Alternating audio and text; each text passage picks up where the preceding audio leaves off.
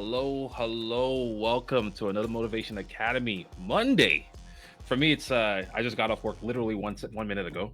For you guys in the East Coast, it's like 8 p.m. I'm Dr. African, and joining me, Mr. Leapfrog, man, how's it going? It's it's my first time out here for the North American edition for Motivation Academy. I'm nice. stoked, man. I hope you're ready. Yeah, no, for sure. I do you usually do the EU ones or? No, I typically don't even do Street Fighter. I'm trying to Oh. dip my toe into the Street Fighter realm. I primarily do Tekken, if you guys know me. I've Oh, started doing Fatal Fury and Street Fighter this year, so I'm excited though, for real. yeah, we're glad to have you, man. We've had a lot of Tekken tours coming in from the player side, so nice to see some commentators also like, you know what? I'm gonna see what this drive rushing nonsense is about. So yeah, this will be fun. This will be fun. Yeah, usually Motivation Academy has a bunch of heavy hitters for on the Street Fighter side. I don't know what it's like on the Tekken side for online tournaments in general, but we a lot of similar. So, sorry, not rather a lot of notable people that are here very often. Repeat top eighters here and there, but here are two characters that I really like watching: Kimberly and Ed. I don't know how much you know about Kimberly, but she's she's very loved in these Uh, streets. yeah, I would say loved is definitely an adjective you'd want to use with her, right? I do have quite a few Ed players down here in Utah. I think we have like 3 Ed mains, so I've definitely had my fair share of getting beat to pulp with the freaking boxer. Yeah. Empty jump into the throw on the parry. Yeah, Kimberly is just a very hard to track character. That's kind of her style. Just a very classic ninja. In the corner here, she's gonna get whatever setup she wants. Just gonna be another empty jump throw. Okay, that was me again, but it's all right. Raichu starting off hot, looking pretty good, but you got to be careful. Mayan, put him into the corner as well. Not where you want to be against the Ed. The trade not paying off in his favor. Not where you want to be, and with access to all the resources, actually not gonna be able to kill, but it's all right. We just chill him around. Yeah, Ed's level 2 is not necessarily known for its damage. It's more of a corner carry, meter building type of tool. So in that type of situation, it does make sense to just save your resources and try again. Yeah, we got 3 stacks fully loaded here for round number 2. Oh my goodness. Already There has we the go. corner. Basically, Yeah. yeah, there it is. One more time in case you missed it. Nice little low check to get him out of harm's way, but you already know he's trying to live up to the Kimberly way, and this is a great start. Level 3 in all, big damage, and now you got that music bump. Yep, Kimberly gets the walk speed, gets a damage buff. Pretty huge for her. One of the few characters that actually gets to spend level 3 pretty much in any situation that is even questionable, I would say. Here we've got the throw loops potentially. No, just jumps out.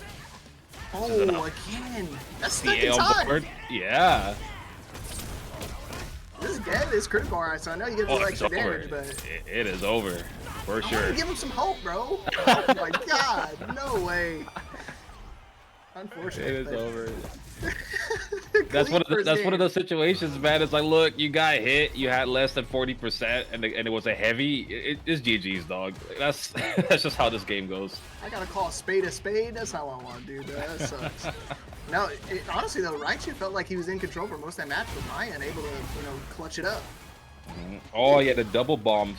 Unfortunately, wasn't able to get too much off of it. That's a very expensive spend, even for the round. That is negative. A lot of people don't realize that Kimberly jump elbow is negative if you block it.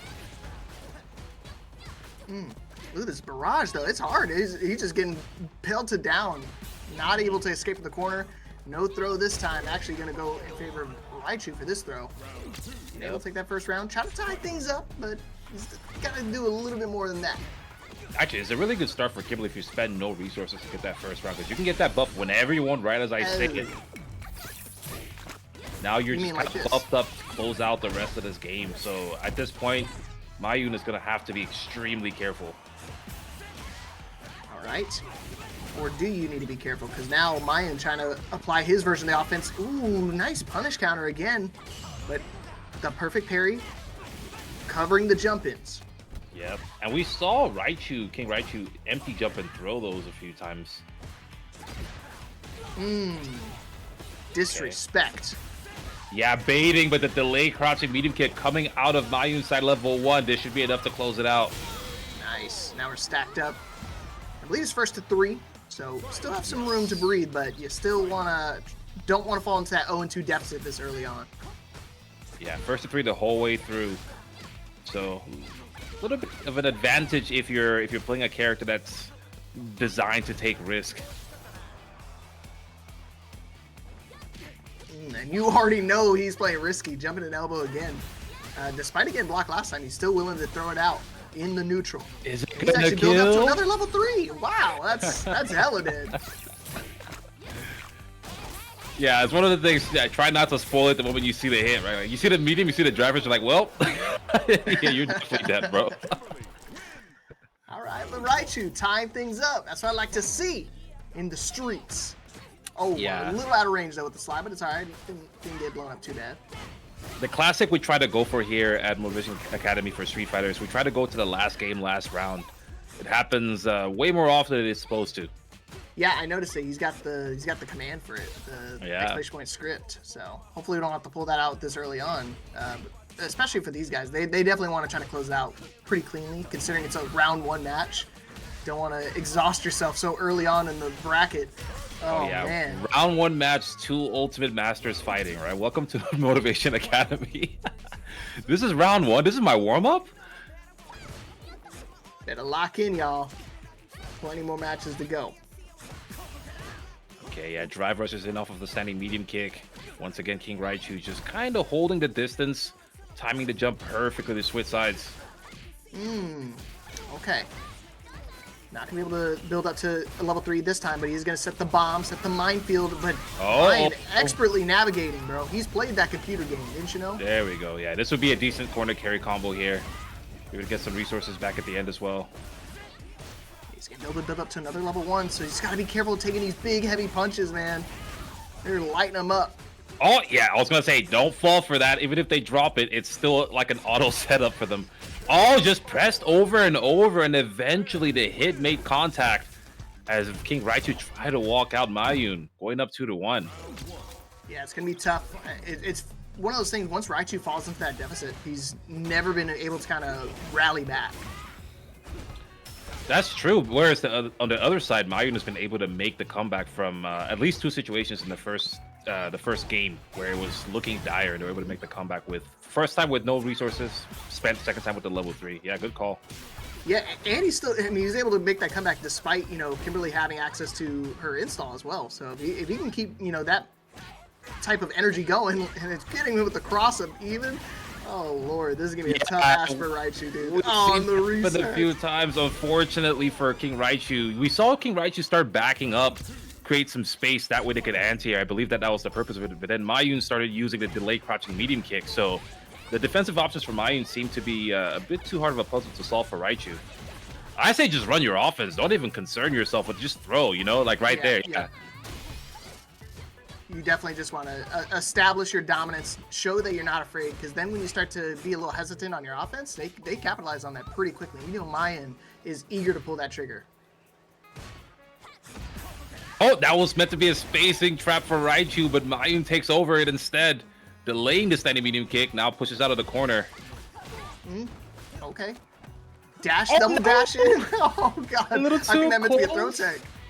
Yeah, it was a throw tech. Mayun did it a little bit earlier than Raichu expected, and just like that, there's no question here. I would like to have the suspense, but I'm sorry, y'all. This is it. 3-1 Mayun. All right.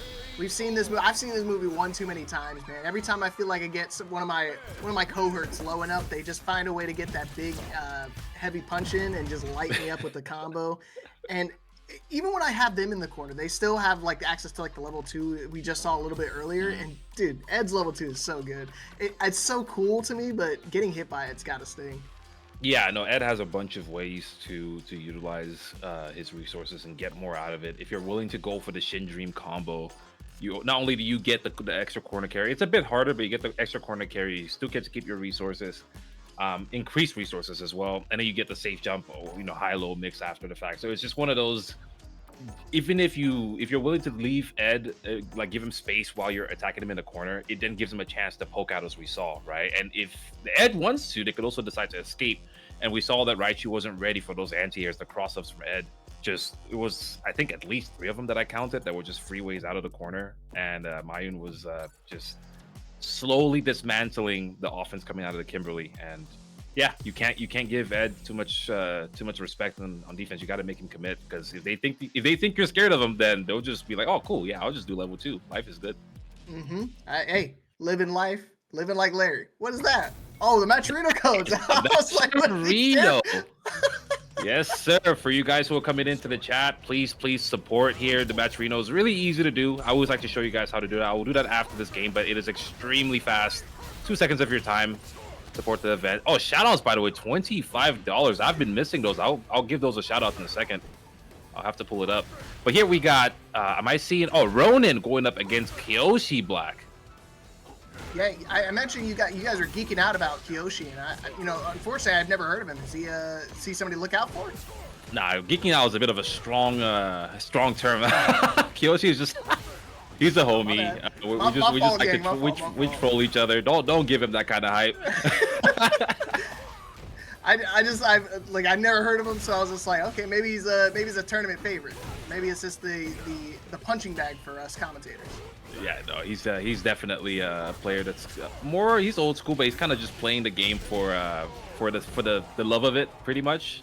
I see he's lost his Ultimate Master, so it's not looking too good for him today. But Ronin, though, look at that 2K MR. Yeah, I have to, dude. I'm sorry. This is what Neo Jedi wanted. There's no other reason to put Kyoshi Black in front of me. He knows I'm gonna do this. Yeah, that makes sense. You know, I think old school is definitely the way to put it. I mean, not too many people actually stick out with Akuma. I feel like he's kind of fell to the wayside a whole lot. A little bit. In this last patch, Akuma got a nerf that Akuma players consider to be very detrimental to his gameplay. But I don't think that that's the case as much as it is that the Shotos are just so similar that it's very easy to just swap to another Shoto that has tools that you could very easily apply. So the crouch medium kick, drive rush, and DPs and fireball game will be identical pretty much across the board. DP getting himself out of harm's way. Able to use the EX. Trying to chase it down. You got to be careful. Next parry might be your last. Whoa, what a call out. Who are you drive rushing at? Okay, Kyoshi, last round. I mean, he backdashed, I think, like 4 or 5 consecutive times, so he was not expecting him to call out the next approach with the EX DP. But then again, Ronin has one locked and loaded as well, so he's got to be a little bit more preemptive, or a little cautious on his approach. But either which way, I feel like he's been doing it pretty well so far. Exactly right. Oh, the whiff punish from Kyoshi was beautiful. I saw it coming from a mile away. I think Ronin saw it too the moment they pressed that button. They knew it was coming. Good. Check on the crouch medium kick on the drive rush. That is -1. Oh my god! Kyoshi Black checks the neutral jump with the jump medium punch OD Tatsu?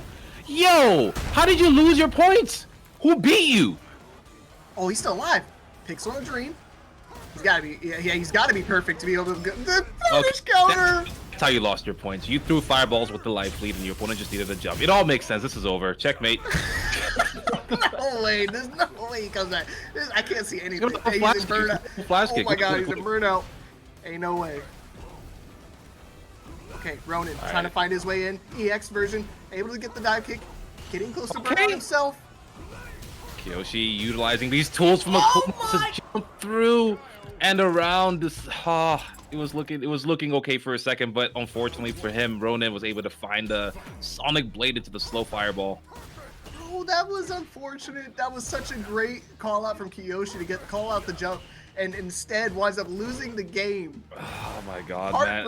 This is one of those things, right? When you play a Shoto character or a Fireball character, when you've already won the game, you have to basically remove fireballs as an option, especially if your opponent is fully stocked up like that, and you know you'll burn yourself out in the process. That one fireball is not worth it. Your opponent has to jump. That's the only way they win, realistically.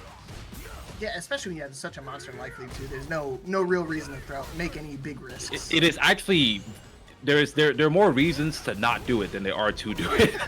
There's more cons than pros. Yeah, way more cons.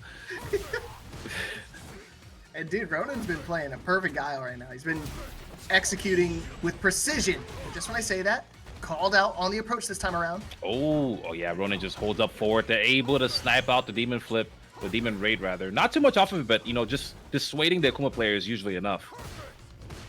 Okay. Oh, dashes through, but again, he's ready for the parry. Yeah, that was sneaky. Now you gotta watch out for Ronin. He might start doing the drive rush throw. I think the last time he was trying to bait out the EXDB again, so. Oh, that makes sense. Yeah. Just trying to empty dash it. See if he makes him flinch. Oh, the DP from Kyoshi. Okay. That was deep too. And got him.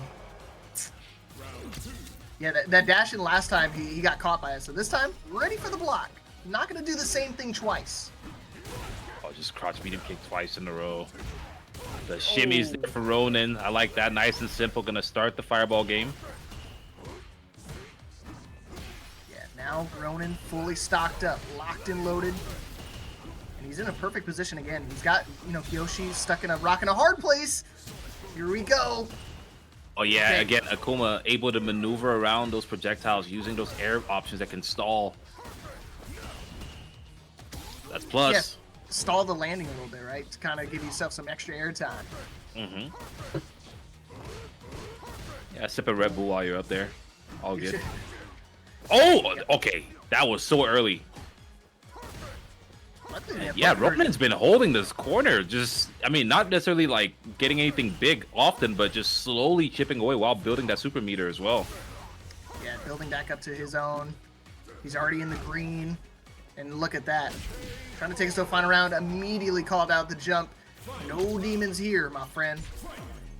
Just exercising them. I like that as well. Just using the fireballs to force Kyoshi to escape. The only way that you expect an Akuma player to, right? It's going to take to the skies and then meeting him early, way before he has a chance to stall in the air or, you know, create some kind of a demon flip mix-up. But if he can't claim the corner, he can't do it twice. Kyoshi pushing out now to the left side of the screen. Hey, still essentially fighting in center stage because I mean, Ronin's one of those players that won't sit in the corner for too long. Back to the fireball game, just trying to find an opening. You see him dashing in. Here we go. Is he going to dash in one more time? Yes, he pauses just for a moment just in case he wants to go for a flip himself. That was a very important missed DP from Kyoshi. Definitely needed that, but here we're going to get the DP. Pretty significant life lead again. Let's see how Kyoshi can sell it this time.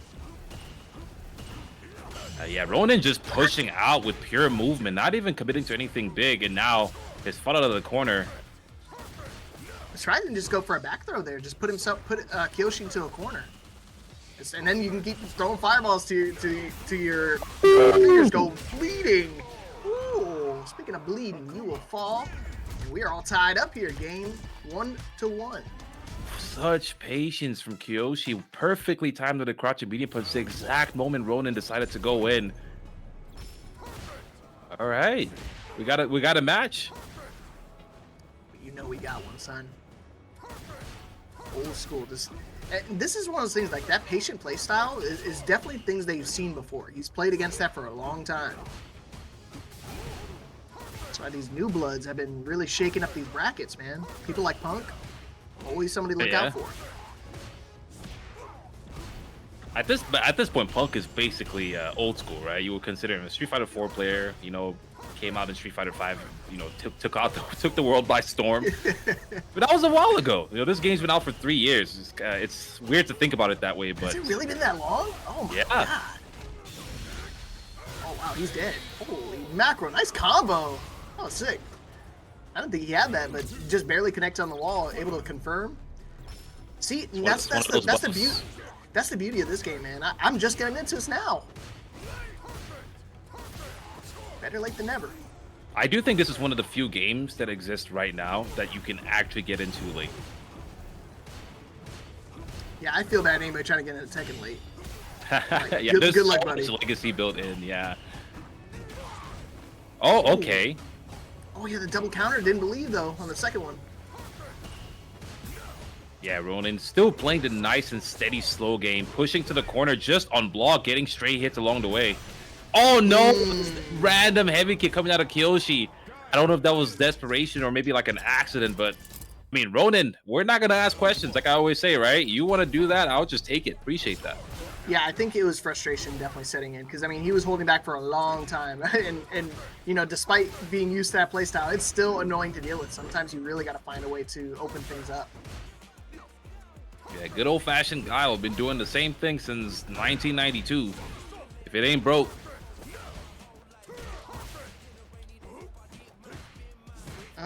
Okay.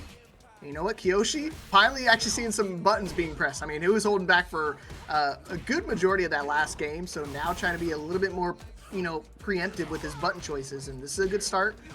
When we saw him win that game last time, the previous game before that, he won by playing a little bit more offensive heavy, but still in a bad spot, still at 1 HP, make it 0.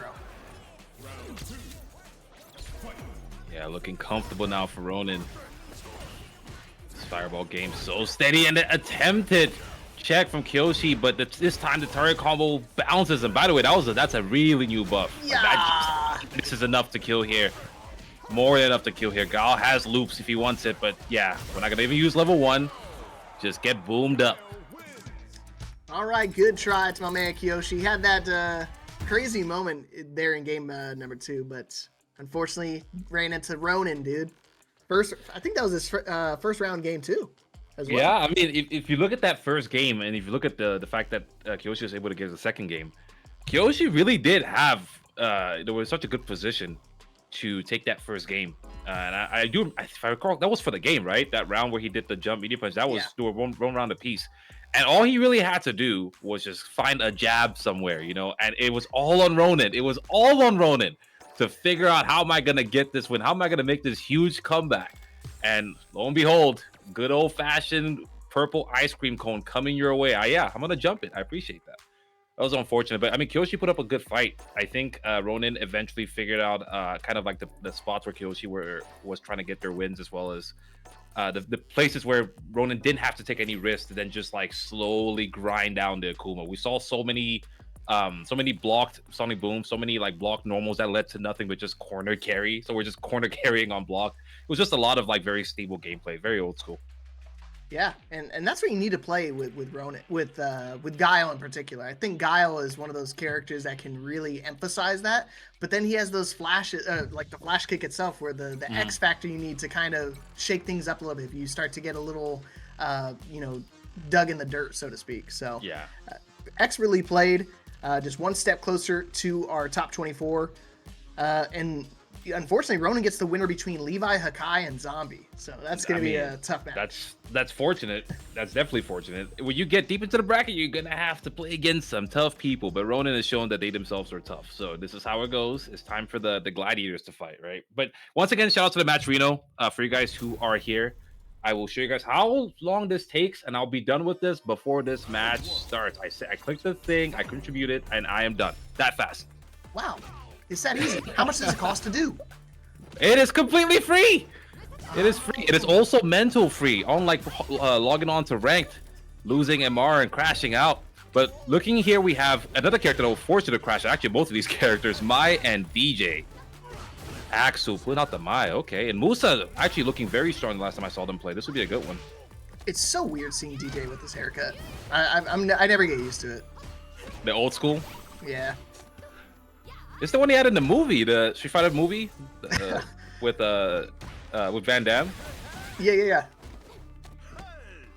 I couldn't tell you. It's been a while. Yeah, definitely this exact outfit. I'm pretty sure. All right, throw it into the corner. Musa strikes first blood. I wonder if DJ's in this new Street Fighter movie. I don't remember him being in there, but he might be. He might be one of those not hyped up ones. I'm sure they have some surprise guests, right? They have to. I would hope so. All people keep talking about is Balrog. Yeah, that was an interesting one. Oh, stand leg kick, try fresh, and the drop combo. This is such a weird situation. Moves to level 3s instead of just punishing it. Interesting. All right, well, who would have thought 3 is bigger than 1? And now Musa able to just close it out. Yeah, capitalizing on the big whiffs from Axel. Axel just getting a little too eager on pressing them buttons. Yeah.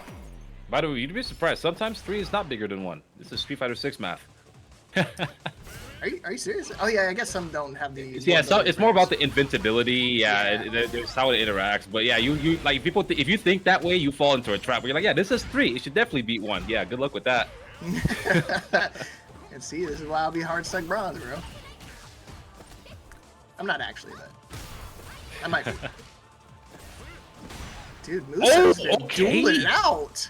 Oh my Chases god. the flash. Oh, and here DJ has meaty fireballs if you want it, but I don't even need it. That's gonna kill. Ooh, okay. Musa really starting to gain some momentum. Axel gotta find a way to slow it down. He's playing just as aggressive, but I mean, is not finding any type of success. Oh, there's the whip punish. There's the success we're looking for. All right. Level 1. Yeah, Oh gotta do no. it. Oh, DI to get himself out of harm's way. Still stuck in the corner. Oh, I never thought about that. DJ is one of the few characters who can actually fight Mai's projectiles without using OD when she's in hands, just by using his double air slasher. Okay. Interesting. I'm gonna write that one down. But not gonna matter. Axel's still staying in control. I think that's all he needs. He gets that motivation himself from using his level 1, and he can kind of control the matchup. Yeah, he's just gonna do it again. Right back to it. A lot of buffs coming out of this. I mean, you get damage buffs, you get fireball buffs, you get super level 2 buffs. Yeah, I wish she had this in Fatal Fury, dude. I think a lot more people would use her. Yeah, interesting. She's better in this game than in her own game. The anti-air jackknife coming out of Musa, fighting out of the corner, but Axel still maintaining control. Oh, that could have been it. I'm surprised he didn't confirm the combo. No link. Yeah, he's just gonna spend it. We are at a critical art territory, and it is final round, so at that point, might as well try to get the dub. Oh, that's gonna be burnout here. Does her level 3 have some vulnerability frames? Oh yeah, pretty much. I don't think I know. Yeah, there we go. Anti-air, OD, jackknife. Unfortunate for Axel, had a little bit of momentum there, but then lost it. But yeah, level 3s generally all have invincibility. I can't think of any that do not. Okay, well. So the rules for Street Fighter, yeah, that makes sense actually. The rules for Street Fighter basically are level 1s lose to projectiles. Level 2s can usually have some level of invincibility or some kind of special trait. So level 2 is usually like the special trait super, but level 3 pretty much across the board is just good old fashioned, super. That's it works in that way. Okay. All characters, yeah. Ooh, big meaty chunk. All right. Yeah, now looking to play a little bit closer on Manon. Another one of those characters I'm pretty familiar with. We have a really. Do you know My Guy Wins? My Guy Wins? Yeah, do you know that name? I don't think so. No. Okay. He doesn't do too many online tournaments. Occasionally he does, and he's a Manon player, so that's how I was like, I know him. He's down here in Utah. But unfortunately, My Guy is Manon's losing not working. now. Yeah, my guy is not winning. It is not working today. Got to embody your inner Utah, my friend. Yeah. You know, Mexico's pretty far from Utah, but yeah. I'll give you a Mountain Dew. The Wi-Fi connection's not there. Too far away. Hook him up. You got to give him some Utah blood, the blood transfusion, and it came in just in time because now he's got 4 medallions. Look at that! I saved him. I thought you were supposed to be the doctor here. All I do is write prescriptions. All right, it's up to my patient to figure out what they want to do after the fact. And yeah, Axel looking more comfortable in the Manon. I mean, we just need a little bit of warm up. We'll see. You're the doctor that does the online appointments. Tell me I need to drink more water. Yes, sir. Oh god. Oh, he's trying to do it again. You got too greedy, bro. That would have been a big command grab as well with the 5 medals on deck. But now Musa about to get the level 3. The next hit will kill. Oh, got hit with the turn combo. The reset doesn't work. This is it. Leapfrog. More than enough to kill. Heavy machine gun into the level 3. GG's. Musa taking it 3-0 convincingly against Axel. All right, man. Dang it. So close. But yet, unfortunately, Axel is one of those things, like, he recognized that situation. If he got that level 5, it would have been perfect for him. But just, you can see, totally ready for that situation. Did not even flinch when Axel wanted to go for that reset and try to catch him into a full level 5 grep. But yeah, good stuff for him making the adaptation. Good read. Yeah, no, I love the fact that Musa had no faith in his opponent. It's just like, I don't trust you at any point. Every opportunity that looked like a reset, Musa was not there. It was the backdash, it was the neutral jump, like it was the DP. It's like, no, whatever you have planned for me, I don't even want to know what it is, but I'm not gonna be there. So yeah, Axel, I think was building a lot of momentum. I really do think the command grabs were I get it. You're playing a grappler. You kind of have to, right? But when you already have the level 5 metal and you have that level 3 on deck, I think it's scarier for your opponent to get hit than it is for them to get grabbed. And I think that's the mind game you want to play. So I think maybe they were banking on that there's no way Musa would jump because that's how you win. But I think you really should just keep going for the strikes whenever your opponent has shown that they're willing to fight, especially with a lead like that. Musa is incentivized to take all the chances. But I mean, you know, it's a little different when you're in the battle, right? In the heat of battle, things don't feel the same from the outside. But here we go, good old-fashioned matchup between a gentleman and a ruffian, whatever you want to call this guy, a hoodlum. Hoodlum, huh? Yes. Look how he's dressed, man. It looks like we're in Britain, so I mean, just gotta be careful. He's definitely got a shiv somewhere in his coat. Is that? Do you think that's Bison's horse? No. It's probably like called on like Ghost Rider. You could just snap his fingers and it appears. Oh yeah, true. Oh yeah, we're chipping a drive gauge. Triclops. Okay. We're gonna go for the throw loops. I thought he was. He definitely expected it too, and it's still coming. Oh no, BJR getting looped up. No!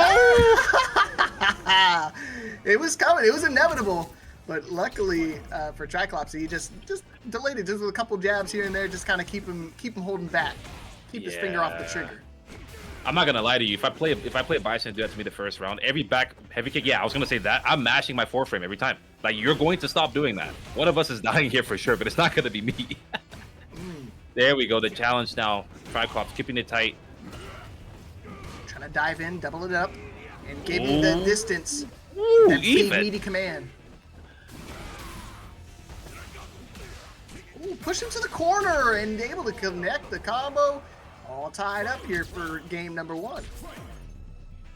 That was quick. That was off of one command grab and then a straight hit. Uh-oh. Ooh. And right now, BJR, he knows what he wants to do to strays. Take him straight to the pound. But unfortunately, this one's got fangs. This one's got rabies. Oh, yeah. Big chance taken there by Triclops. Going to be able to get the bomb here. This is risky for BJR. Oh, man. And he's starting to think about the throws. He's not even going to be able to cover up his ankles. And now he's just going to get throw looped again, grappling up the grappler. He's got to be careful now. So now I think he's kind of afraid that level 3 connecting, but what? That's enough. Stand heavy punch, level 3? Oh, no, just Psycho Crusher. Yeah, I'll take that too. Cyclops. Oh, disgusting. Dude, that was sick. I can't believe he so like that dashing. I for sure thought he was gonna be, you know, negative in that sense, but he was able to kind of recover very, very quickly. Yeah, it's one of those things because the drive rush, it is instant recovery once you've gone through the entirety of it. So, oh, it's gonna be light cycle mine here. Overhead is meaty. Not enough to get the combo though. Again, we saw it before, and now just a free combo starter for you. I like that crouch light kick. Yeah, it's going to be a lot of looping offense in this matchup. Geef doesn't have the defensive options, especially in the first round. Caught him last time with a low. That's enough. Triclops again, just looping him again with these lows and opening him up every single time. And if he's not getting caught by the lows, he's getting caught by throws. The lows into the throws? That's a Sankola bar. That's I'm telling you, dude. It doesn't work in Tekken, but here?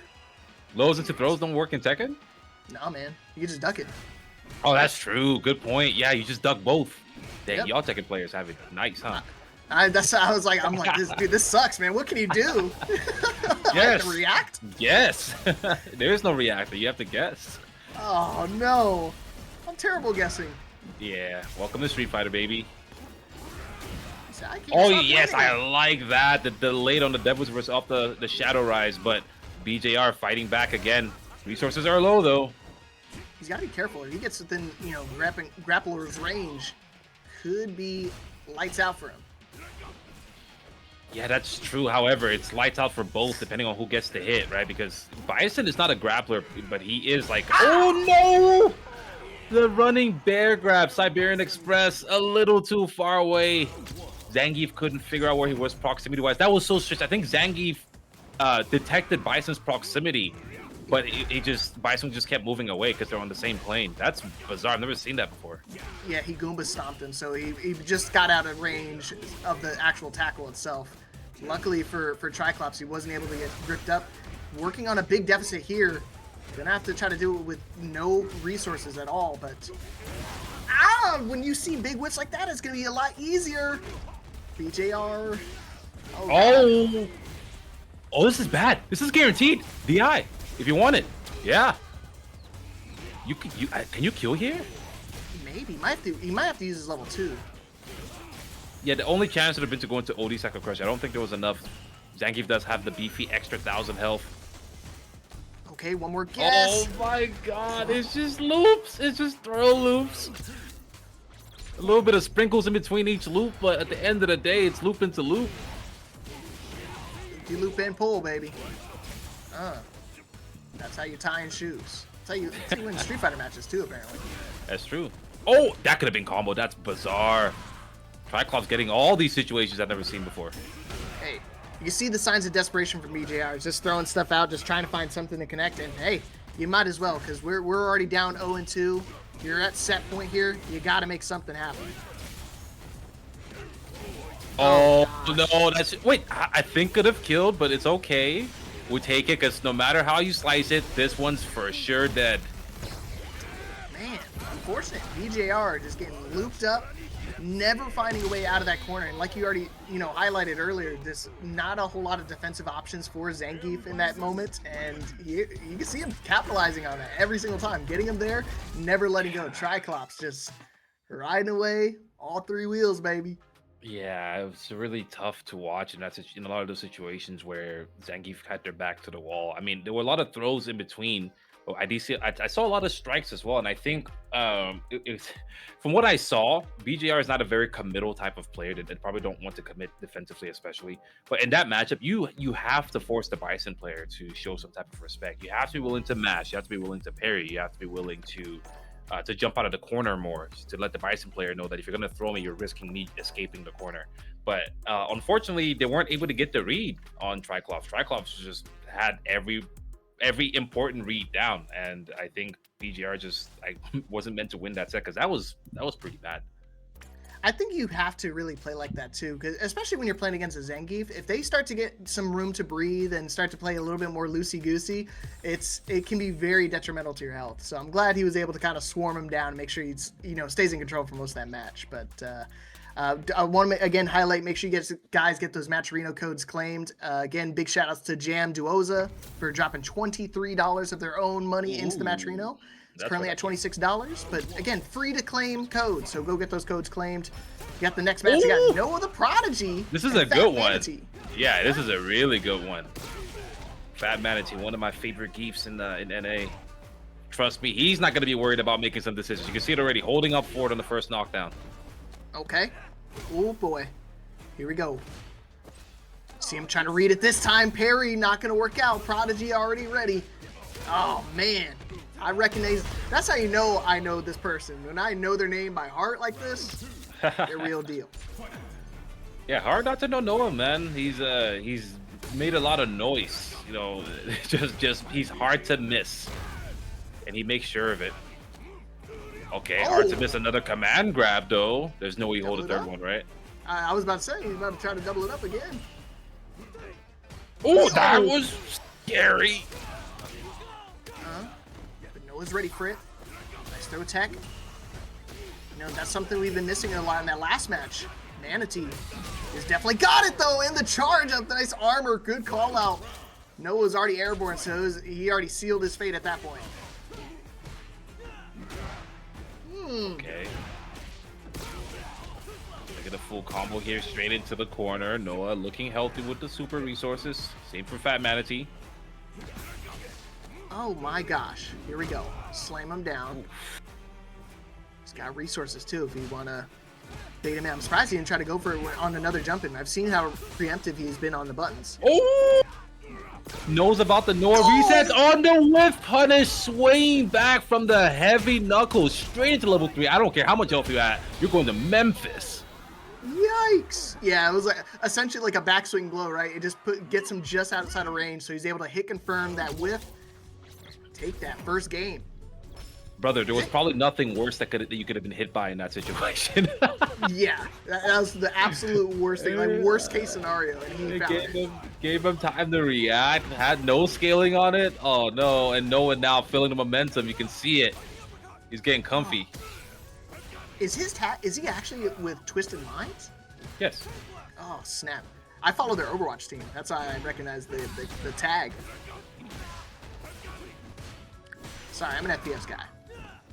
I could tell. I could literally hear you gagging from that. Oh no, I'm with it. I'm more of an optic guy. You know, I'm with it. Oh, okay. I'm gagging now.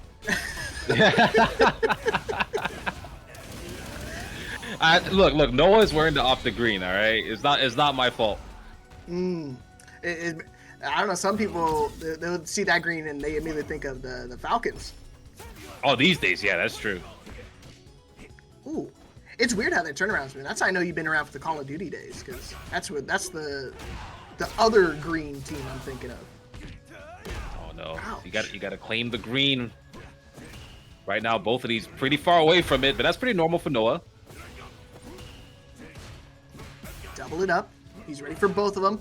They're both very low on resources, and there's too many hits to be able to chart through the armor. Oh, I see why Noah's doing that. I think maybe Fat Manatee is trying to use the armor predicting a fireball, but instead is coming to Heavy Knuckle fully charged. 2 hits. Yep. And that's all you need. You just need the Magic 2 to be able to break through that armor. Oh, no. Yeah, I was going to say just outside of range. He was already ready for the backdash. And Prodigy, my man Noah, 2-0 lead here. Manatee, got to dig a little deeper. Heels in the sand. Yeah, Noah set that up for sure. It's like he's good at this game or something. Yeah, I know. This guy's always tricky. Golly. Okay, one more time. What's the mix? It's more lows. Quadruple. Another quintuple. Quintuple low. Why didn't you see that coming? It's 5 lows in a row. You should have known that. Yeah, Zangief a little bit weak to lows as well. He doesn't really have too many things to dissuade his opponent from stopping it, and also he's kind of slow on the walk back. So, full charge heavy punch. This time finds his mark. Okay, called out the cross up, going for the DP to get himself out of harm's way. But the lows, what? Yeah, Manatee's those reasons recognizing maybe my lows will work. They only work on combos though, on block strings. Noah is doing it from neutral. This won't be enough to kill, I don't think. Is he gonna I don't think this will be though? enough. I don't think it will be enough. Yeah, I agree. Not gonna spend it either. One here, another one. Not gonna kill again. One more hit. Oh, baits out of the eye. See, he's trying to do a little feint. Trying to see if he's willing to throw it out, and walks into the fireball instead. Yes, too many feints for it to react at that point. Good stuff from Noah. The feints worked. Manatee just didn't know when to block and when to walk, because every one of those could have been a fireball. And eventually it was the fast one when Manatee got close enough. And I like that from Noah too, choosing the faster fireball. That's one of the rare situations where you're going to see a Luke player use the light one, maybe even the medium one, because they don't have that much range. So, but they are extremely fast. Yeah, good stuff for Noah, making it into top 24 winner side. Yeah, good stuff. And Manatee luckily, that was the winner side. Regardless. Yeah. I would say that was the winner side. So Manatee still makes it into the top 24. Just have to do it from the lower end of the bracket. And now with Triclops being down there, or with BJR being down there too, definitely going to be a potential Zangief slaughterfest down there. Yeah, if they keep winning, they're going to have to play each other at some point. But I'm pretty sure they're going to be a lot more killers. Going into loser side in top 24 of a tournament this stacked is never a good feeling, because you know that everyone who made it this far is a problem, right? So we'll see how that goes. But Noah, yeah, it's been a lot of 3-0s so far, huh? For now, I think that's definitely going to change as we get closer and closer to the top 24. I believe this is our last top 24. We got one more top 24 qualifier after this, and then I think we'll start seeing that cliff, the tank of one-sided matches. Okay, the offense coming out of Jackie Tan already. There you are in the corner. Okay. I like the variety we're seeing tonight, though. You know, all things considered. Yeah, definitely. Seeing a Blanca is. I mean, they're more common these days, which is interesting. Blanca is not usually the most popular character for people to play, but the Blanca players have been coming out. Jackie Tan looking good. OD. Shocking Kimberly into oblivion. First round. Yeah, I wish I could just say it was just based on like popularity or whatever, but I think the character is actually pretty good. Especially you don't know how to deal with it, like me. I just struggled the whole time. Yeah, I played Marissa today on ranked. I was just like, yeah, let me see if I can play this character. You know, I want to kind of get back into the game, getting ready for commentary. And I was like, right, I don't know what these characters are doing anymore. Getting mixed up. Yeah. Oh, level 1. Ah. OD. Okay, yeah, we're gonna drive reversal. I agree with that. But Jackie Tan here gonna have the level 2. Yeah, it's gonna force the burnout as well. Oh, just what? Was that a real punish? I know it was not a punish, but it just fought out of it so beautifully. Wow, good call at the low. So now has to go into it lacking on the 2 bars they just spent, but Barry y'all still looking hot, still looking clean, and a level 3 as well. They made a big read, expecting that Barry was going to drive reversal on that level 2 activation, and for that now their back is to the wall. Have to make some big decisions. Oh gosh. Every decision seemingly wrong. No. Yeah, dude, it felt like you told him to make a decision, and he was like, I am making a decision. I'm just getting it wrong every time, damn it. Yeah, no, unfortunately, I think Jackie had a really good situation in that corner with the level 2, but I think just wasn't willing to eat the drive reversal, which I think you just kind of have to be, in my opinion, especially because you're fighting Kimberly. Can't give this character a chance. No, never. That's actually one of my famous sayings, man. You give them an inch, they're gonna take the whole thing.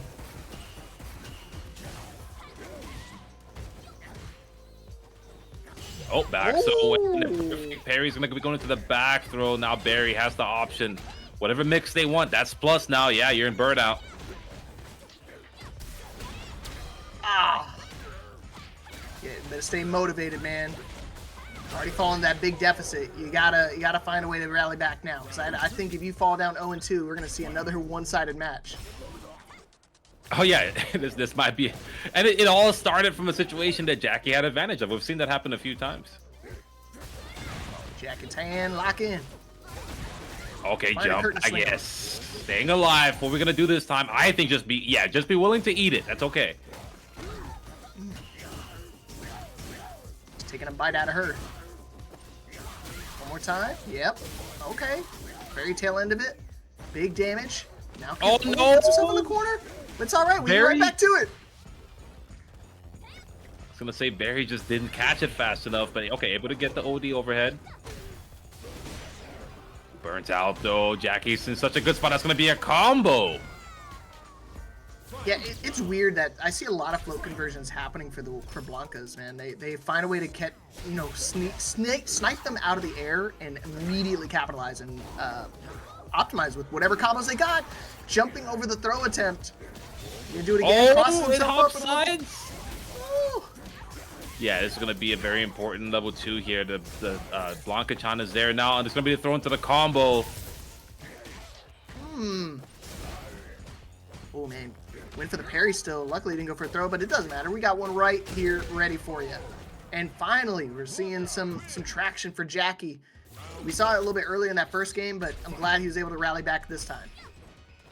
Yep, both these characters are very, very fast, very oppressive. But I think the main difference there is that Kimberly doesn't really have too many ways to defend herself, whereas Blanca actually does. Just like that, you see that the jump back. Legitimate option for him.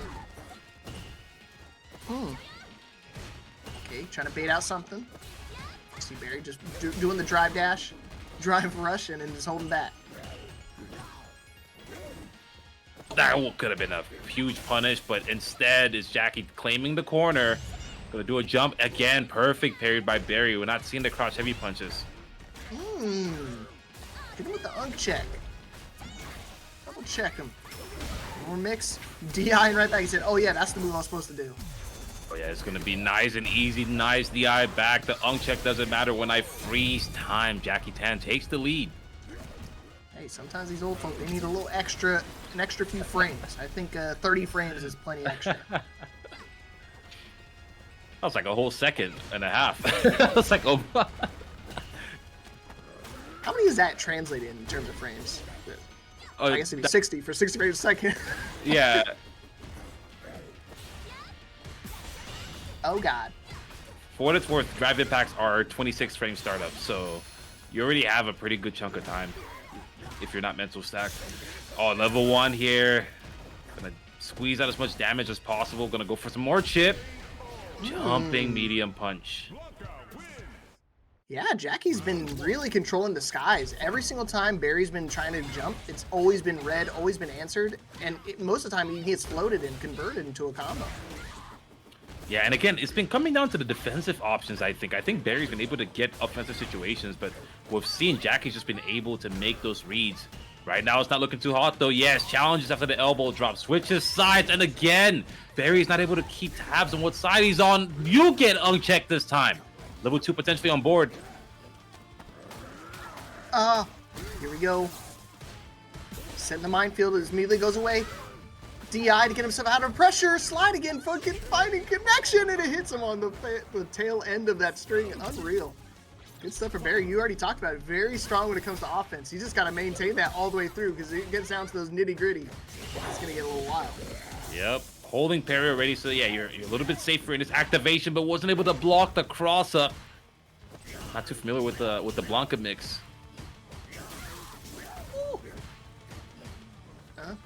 Trying to loop him up. Oh! Oh yeah, just drive rushing out casually. I don't want to be in this corner. And again, these hops have been doing so much work for Jackie. Barry truly doesn't know where this character is. Yeah, I think now you're already too big of a deficit. I don't think he's going to try to spend his level 3. Yeah. Perfect, actually, for Jackie. Now puts himself on a set point. Did you see that jump over into the air Blanca ball that went the opposite side? I saw it, trust me. That's what I deal with on a daily basis when I play against Blanca players, bro. This stuff hurts. Too evasive, too elusive. But now we're in the driver's seat, and this is where you really got to put pedal to the metal. Get your own perfect. Get your get back. Yeah, Jackie tried to jump away or backdash or something. And again, that drive reversal from Blanca is so good. It pushes him so far forward. Most characters will still have to hold some kind of mix-up or get punished in that situation. But Blanca, drive reversal is a high privilege. But you know what else is high privilege? It's Chancla. The nice range right there. Able to use the keep back tools. Swinging him as he makes the approach. And now we got a final game on our hands. See, that's all we got to do. We got to complain about it one time. Yeah, man. Right? And we get the matches we're looking for. We have to wake up the script writers. They were asleep. Yeah, you got to keep them on your toes. Oh, perfect parry. I can parry too. And he gets a good version. That's crazy. Yeah. The drive impact is kind of like the default conversion or punish people go for. It is expensive though, but if you lead to a situation like this, I think it is more than okay. Level 1, 2? No, just gonna save Save jump. Yeah, that was so smart. The save jump after the fact to guarantee a little bit more chip. And if Barry wants to spend that level 1 after the fact, that it's just signing their death warrant. Okay, set point again for Jackie. We were here the last game. Oh god. Oh, reset. Yeah, I was gonna say I don't think he can do anything big and fancy considering he's in burnout. Wants to try to milk out the clock as best as he can. Oh god, level 3. No. Nah, I love doing level 3 off of a perfect parry. It isn't quite worth it, unfortunately, for Jackie. Even when you get the install? Barry. I mean, the install is one thing, but with this kind of a life lead on Jackie's end, you kind of need something bigger to happen. You're 1 round down already, and the uncheck is exactly what you need. OD, running, elbow, level 3. All right. Exclamation point script, y'all. You already know what's going down. Final round. Barry bringing it back. But Jackie, he's got resources. He's got 3 bars to work with. Is he going to be able to find a way to make it work, though? Yep, the script writers, they're awake now. Let's go. Cross medium punch checks the driver as Jackie's going to claim the corner here. Level 2, immediately lightning beast. Time to guess. I got music playing in my own ears. In my dome. Here we go. He said, DJ, turn my headphones up. It's over. That's it. Actually, could have just gotten the wall splat guaranteed, but just uses the all-reliable hop over that Barry has been having a really hard time dealing with the entire set. 3-2, last game, last round. All right, you did it. Look at you. Commentators cursing this. Job well done. How do you feel about that set? How do you feel about that set? Seriously, that was crazy, man. It literally came down to the wire. It really was like a pendulum swinging, right? Whoever got that first hit, it feels like they got that bonus, and they were just kind of running away with the offense and just not letting their opponent get any type of momentum started. I mean, we saw perfect parries back and forth and all, but now that it scales quite a bit after it, it's hard for them to kind of get any additional buttons pressed beyond that. Yeah, and both of those characters, there's a lot of fear on both ends for their opponent getting the perfect parry or getting the side switch or getting the random jab that if you leave a gap. So we saw Jackie backing up a lot, like even after activating the lightning beast. I'll just press heavy punch and back away and then try to counter whatever Barry puts on the table. But then we saw Barry also being like, you know what, I would rather just mix you up and eat the DP, because every time Barry tried to give the space, Jackie was able to escape the corner, start hopping around. Yeah, it was a mess. Oh, here we go. Match Reno once again. Sorry, guys. I forgot to tell you guys. You guys should probably go into the Match Reno. If you guys were here earlier, you saw how fast this thing is. It is literally like 10 seconds. Support the Match Reno, guys. Shout out to everyone who's donated so far. Yeah, 3 clicks exactly. If you're already logged in, it's 2 clicks. 2 clicks. I mean, I keep my Google logged in, so it's 2 for me. And guess what? It's free to do. Also, shout outs to Carhu, also donating $10 themselves. They said, good luck, have fun. Thank you, TOs and casters. Shout outs for the $10. Matrino currently at $37.50, and we still got 30 codes remaining. Ooh, Vasiliak versus Kaba. Yeah, I've been following Vasiliak on Twitter for a little bit. They've been definitely motivated to keep getting better and better at this game. And first time I'm seeing him, I don't recall them playing Aki, but maybe they've been doing that for a bit. It's been Aki. It's been Aki the whole time, yeah. One of the premier Akis of North America, Vasiliak, kind of going to the level 1 here, full combo. Had to spend it, but more than worth it.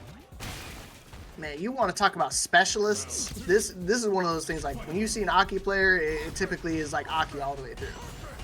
Yep. I think the one I can think of, there are a few Akis who play other characters, but yeah, that's true. Definitely one of those characters, like if you play Aki, you kind of mean this. Stick with what you know, and what Kaba knows is definitely how to throw perfects. Oh, okay. Trying to sneak in a down heavy punch. That's huge punish here. Okay. Nothing too bad, all things considered. Perfect parry in time.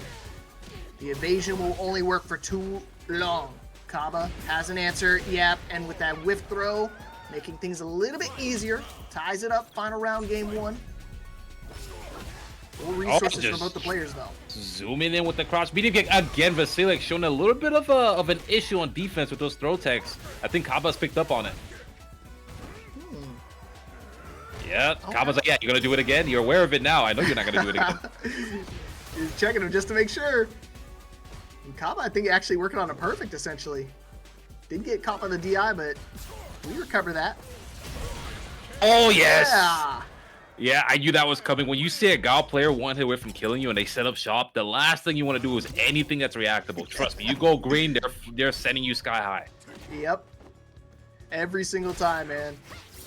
Oh, okay though, but Vasiliak doesn't care. Trying to go back on offense. Not afraid. I mean, you kind of have to. This is one of those matchups. Aki has to go blow for blow. Keep this range right here where Gal can't just do the fireball drive rush, because both of these characters really want to do the same thing. They want to fireball and they want to drive rush, except Gal has the option to actually, zone you. Even trying to go airborne is off limits for Kaba. Oh, predictable! That was a feeling-based perfect parry. Now's a good time. Yeah, good call. Okay. Saw the bubble still persisting. Gets caught by a throw, but it's all good. Still have a slight life lead. All right, about that life lead. Level no 2. longer there. You use the level 2, right? Yeah, you do. And I like the... Oh! What's going on? Just wanted to pose for camera. I like it. I would have pulled the plug too if I was about to lose. It's okay. Okay. Silly, just trying to tie things up. Did have to use level 2 there, but hey, when you secure the rounds, those are definitely worth it. Especially considering how low they both got. Players paused there for a moment. Didn't want to pop the bubble Vasily because I think they knew the punish would be there from Kaba. Now, claiming the corner though. Vasily looking really good right now. And the shimmy. Vasily teaching Kaba a little bit. Giving him a bit of his own medicine. We saw the delayed overhead that happened before, as well as now the throw bait. All right, Vasily feeling some type of way. Like, you're going to do that to me in front of everyone? Bet. Let's do it. 2 can play that game. Yeah, you see them just both trying to see when they're going to try to throw that fireball out. So they can immediately try to capitalize on it. Unreal. Silly, feeling like they're guessing right every interaction now. After that first game, they've been like 7 for 7 on approaches. Oh, yeah, especially that one. That command grab's usually really risky for Aki to go for, especially off of something like a medium punch, but Kaba's just letting it happen. Makes sense, though. Charged characters, especially God players, are going to be holding down back a lot.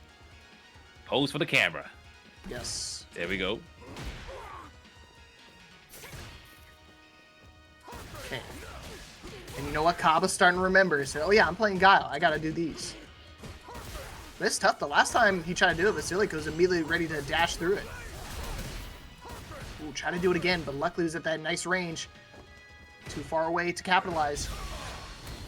Yeah, just going to spend some resources, make sure he doesn't fall on this round. Do it again. Ooh. Just barely caught him. One more time in case he missed it. Dashing in. Nice throw to keep him in the corner. 1 HP here. Oh, the freeze frame. He's ready for the block, though.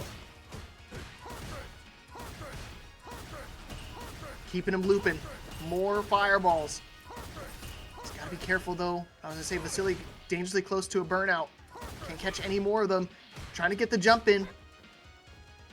Time might be a factor now. Final 10 seconds as well. Oh, yeah. And again! Bro, you shop, called it out, bro. You already know. Set up shop. You got to be sure about that one. Man, every single time you called out, too, like, he's been playing that fireball game for so long, and in the moment that Vasily finally wanted to rush in, he only met with the sole of his shoe.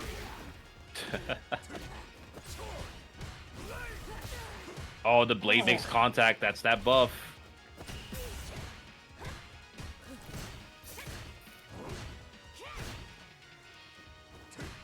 Oh, okay. Oh, Nice that defense. is punishable. That is -5. I think Vasily was just a little bit too late. Gonna hit out of the air. This time gets the sweep. Missed it last time, but now gonna go into the level 1, keeping that drive gauge low. Kaba. Gonna go into zoning. Ugh. And here we go, Kaba. 1 round away from taking the lead here in the set again, but Vasily always finding a way. Another successful command throw. Oh, delayed overhead. You tap parry, but you're still holding down back. Not gonna need any super here. No, give it level 1. Yeah, level 1. Even across the board. 2 bars. 1 round apiece. 1 game each. Okay. See, trying to go back to that zoning game, but I don't know. It's been tough because like some parts of the game, it feels like it's worked really well for Kaba, and then the other times Vasily is ready to capitalize on it. Yep, Vasily threatening, closing in on that distance where the jump is really scary for Kaba, so Kaba's not gonna be throwing the sonic boom. So Vasily now on offense, about to take the corner. Once again, yeah, no punish from Kaba. I don't know if that's too far away or not, but the driver's light should have done it. Here we go. Here we go, money on the table. Back to center stage. You can't make this up, bro. You literally not kidding. The moment he saw green, he was already in the air. Yep, it's all purpose. Silly, gotta be frustrated. I mean, luckily, really close in terms of health. I think this is it. Nah, he's gonna live, right? Okay, right? yeah, sure. Yeah, right. Yep.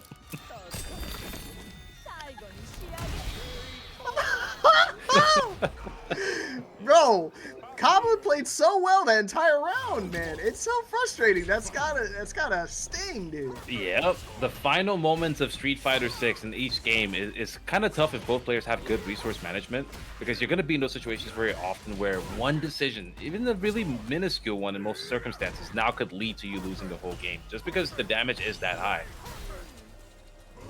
All right. Oh, Slither! Oh no, Kaba! Over committed on the OD flash kick. Hey, he's gonna get, you know, surprisingly, you know, despite him getting bred up with that EX or that OD fireball or the OD DP, still has a tremendous life lead. Oh, focuses the parry though. Oh wow. Yes, the reset coming out of Vasilic, but I know Kaba was mashing drive impact the entire time. Just in case, if Vasilic tries to reset with a drive impact, then that'll work out. If it's an overhead, that'll also work out. Very high level awareness. Reason why these guys are ultimate masters, man. Okay. Let that poison set in. Regular throw is going to get tech this time around. Ooh, again, so that is tech. I thought it was an accident the first time, but the second time I was like, is it? Third time? Yeah, Kaba's doing that on purpose. Yeah, he knows ball, man. Which is interesting because, like I said, I couldn't tell you when the last time I played against an Aki was. Yeah, Aki players are around. I've seen Mono playing more recently. Vasilic is around. Carcinus is around. Oh, that throw! Yes, the gap a little bit too big. More than 5 frames. Now Kaba's going to go after your drive gauge. And that was safe to drive reversal. Okay. Aki jumps, saving Vasilic. The floor is a trampoline. I'm getting out of that corner. Yeah, I was going to say, he was in a terrible spot. Right back to it. Chip damage becoming a factor. Yeah, try to slither underneath, but not going to work out. And Kaba able to tie things up. Dude, I feel like he's been working on a deficit on a lot of these rounds, but still walking away successful. Yep. By the way, the fact that Kaba is doing standing heavy punch into flash kick as a perfect shimmy punish, that's so sick. Oh, God. Ooh, looking for the big overhead, but luckily just out of range. Oh, that is not what they wanted. There's no way that was what they wanted. And now Kaba in a comfortable spot can just hold down back like he has been in these situations. And again, Vasilic picks up on it. Yeah, you're going to hold down back. I'm just going to grab you. Oh, no. Read the throw. Fortunately, Vasilic was ready for it. Oh, man. And more damage adding up. Oh, the level 2 is coming up. Yeah, this is enough to kill. Wow. Where did that damage come from? Hey, it was stored up from all those games that Vasilic was playing like really, really well and just not able to win that round. It was saved up for this moment here. Once again, yeah, we see the stand heavy punch flash kick cancel from Kaba. Very consistent as well. Now going for the throw. If Kaba can take this round without using super, then Vasilic actually is not in too good of a spot. Oh, okay, flash kick finally coming out of that cross up. Oh, I mean, first things first, Kaba's actually got to win the round. Because at this point, Vasilic gets the momentum back in their favor, back into the corner. Might be signs of desperation. Luckily, no DP this time around. I think it was because he was in the corner. Didn't want to be too desperate. Yep. Vasilic now in a much better position, super-wise. It's one of those things you have to consider, right? Like, even if you're... Oh, huge! Oh, is that enough? No, the reset from Vasilic. Okay, luckily still alive. And got him with the cross-up, just not ready for it. Immediately going airborne and put that script away. Not a final round yet, but still a good fight from a man. Kaba. Vasilic, too elusive. The snake strikes again, baby. Striking from the shadows, and Kaba wasn't able to see it. That's the blind spot for a Gao player. Holding down back. Down back becomes down forward pretty quickly when Aki hops over you. And it is a really tough angle because in one of those angles, Aki can hit you from the front. Or it comes from the back if it comes a little bit later, if he does a down heavy special anti-air or a special jump button, which I think if you're not used to fighting Aki, it is tough. But even if you are, it is really tough to do it. That's why Aki players get out of the corner so often. It's a very common Aki player tactic to just hold up forward, because if your opponent's standing in that spot, then it's on them to anti-air. And we saw in that last moment, Kaba didn't even block it. He just got hit. I think he legitimately did not know where Vasilic was, or he tried to flash it and was a little bit too late. Does parry work in both directions, right? It does, but perfect parry, you have to choose the direction if you're gonna get the perfect parry. Parry just, yeah, it just protects you, and it is dangerous to go for if your opponent just does an empty jump because they don't want to get perfect parry. So fighting muscle memory, but Vasilic, I think, picked up on a lot of the stuff that Kaba was doing and had to do, and very strategically attacked them. That was clean work. Yeah, starting to recognize those habits, man. And that's not what you want to do. You do not want to build any type of habit in tournament play. I promise you guys, you've got to stay shaky on your approaches. Like just shift it. Be very shifty with your mindset, because it'll really throw some people off guard when they can't find a pattern, when they can't find a way in, supposedly. Yeah, I mean, honestly, patterns are good for stability, but you have to be able to keep tabs on what your opponent's noticing, and also what they must have noticed by now. Like we saw, Kaba did the shimmy twice in a row, and then on the third one, it's like okay, I know that you're smart enough to understand what I've just done. You're gonna take this throw, right? And that's what happens naturally. It's the progression. It's the conversation that happens. So you got to be able to adapt when your opponent's picked up on the habits that you have that are generally stable. But moving on to speaking of stable, Uriel Valerio. This guy's been super consistent recently, playing the Terry as well. Went up against Heretic Magic Man, my goat. All right, and this is top 8 winners qualifier. So winner moves on to our top 8. Uriel starting off well. Let's go. Yeah, already on the hunt. The Heretic Magic Man, one of my favorite jury down players. Yeah, I've been seeing him a lot more often. He's nice. He's had a pretty good run so far. Yeah, in the winners. Pretty strong. Just one more for the top 8. One of these guys is going to make it. The huge jump there on the fireball. Going to take the corner. Yep, Ooh. Nope. Euro's not having that. Burning Knuckle, baby. Open him up. See, I'm familiar with Bogart because, he's around Southtown once or twice. Oh, that's even as well. Interesting. Uriel, instead of going for the trade, just going to go for the perfect parry. So smart. Guys are after the fact as well. I love how our guys are being so good. And yeah, even though the scaling was there, level 2 with more than enough damage to be able to close out that round. Excellent use of resources. Yeah, I've never seen, so just for context, for anyone who doesn't know, like jury stand medium kickoff with drivers is even on block. So a lot of times you see high level players just accept the trade, both press their 4 frames, but Uriel opting to go for the perfect parry to guarantee the round. That's a first for me. I've never seen that before. Hey, he perfect realization of the situation, right? And situational awareness, especially in Street Fighter, I feel like is paramount. Oh yeah, that's what the game's about. Past the mechanical, you got to be able to read your opponent, force them into situations, and be perfect just like this. Wake up level 1. Hard read from Heretic Magic Man, evens it out 1 round apiece. Yeah, but you have to understand, I'm a simpleton. I'm just a mister. You're the doctor here. Way easier for you to understand this illiterate stuff like me. I don't know, man. I don't have a hard R in my name.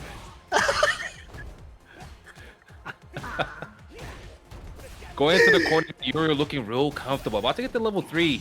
Tries for the overhead. Look at that as well. Is he going to go for it? He is. Yeah, I got to do it. I mean, it's final round at this point, so even though it's not going to kill, it's going to do a big dent in his health bar, and it's going to give him some time to recharge. Oh no, there's a understand heavy punch in Heretic Magic Man. Delayed. That was probably delayed throw tech. Got cooked. Oh yeah. It's only game 1. We're good. And somehow Neo Judai has reversed history, changed it up. Heretic Magic Man took that one somehow. Yeah, we've been good. I've been good, Neo Judai. Chat can vouch for me. I've said nothing bad. Said man. Someone was using the hard R around here, but it wasn't me. All right, we're discharging. That's a spirit. Hey, at least we're not doing like the Vegas Climax type of input errors. That was crazy. Oh, the delay and reset again coming out of Uriel. This is going to be another geyser. Not enough to extend, though. And the bait on the DP. He remembered the last time Heretic Magic Man woke up with a level 1. Just jump over this time. And by the way, Neo, it is 1-0 Uriel's side. He was distracted about what you said earlier. That's why. He's still flashbanged by it. I'll burn Knuckle this time. Close enough for the punish, maybe, but Magic Magic's gonna take the throw. It is guaranteed. It's one of those moves you try to use Burning Knuckle to help close that distance a little bit, but you got to be real careful because sometimes your opponent is willing to swing on it. Yep. I think it's more than anything, it's just a jump scare to get your opponent to stop pressing normals and stop walking at you in neutral. It's such a good tool to put a damper on your opponent's neutral and kind of like their flow. Where you just get hit randomly, you get so much out of it. So Uriel, I think, is using that as trying to send that message. Oh, it's almost like a pseudo feint tool. Yep. It's a feint that actually has a punch, you know? It packs a real punch, and this also packs a real punch. CA. Oh, yeah, there's going to be a star in your chest, buddy. Wow. Oh, my goodness, dude. The damage, man. Doctor, can you give these guys a chance? Can you give them, like, a sliver of health? Once? What do you want me to do, dog? I'm not the one deciding it. I don't know. Mouth to mouth at this point? I think the only character in Street Fighter who has some kind of CPR, maybe like Gil from Third Strike has that, or like Elena can get some. Oh, what was that? That was crazy. I didn't see that. I've never seen that before. That was interesting. The screen went like extra wide. Reviewing that later. I didn't know you could go that wide. But yeah, like Elena has the healing factor. You know, maybe more characters could have that. I would hope. Give us more reason to touch grass. Oh, I don't know if that was a drop combo or a setup. Those exist everywhere in this game. Uriel running through a Heretic Magic, man. 1 round away from a 3-0. Yeah, and this is for top 8. So Uriel riding that wave. The power all the way wave, to baby. the corner. Yes, sir. Ah, again. Dude, Heretic not able to get anything started. Oh gosh. I can't wait to open the Discord and see Heretic complaining about Jury right after the set's done. You can already see it. It says Heretic Man is typing already. Typing right now, yeah. Oh, I think that was meant to be a level 1 after the fact. Now Uriel just playing slow. I think he wants to end this in a clean way. He wants to do something cool. You can see it. Don't let him do it. Give us another power geyser. Oh! Okay, could have been worse.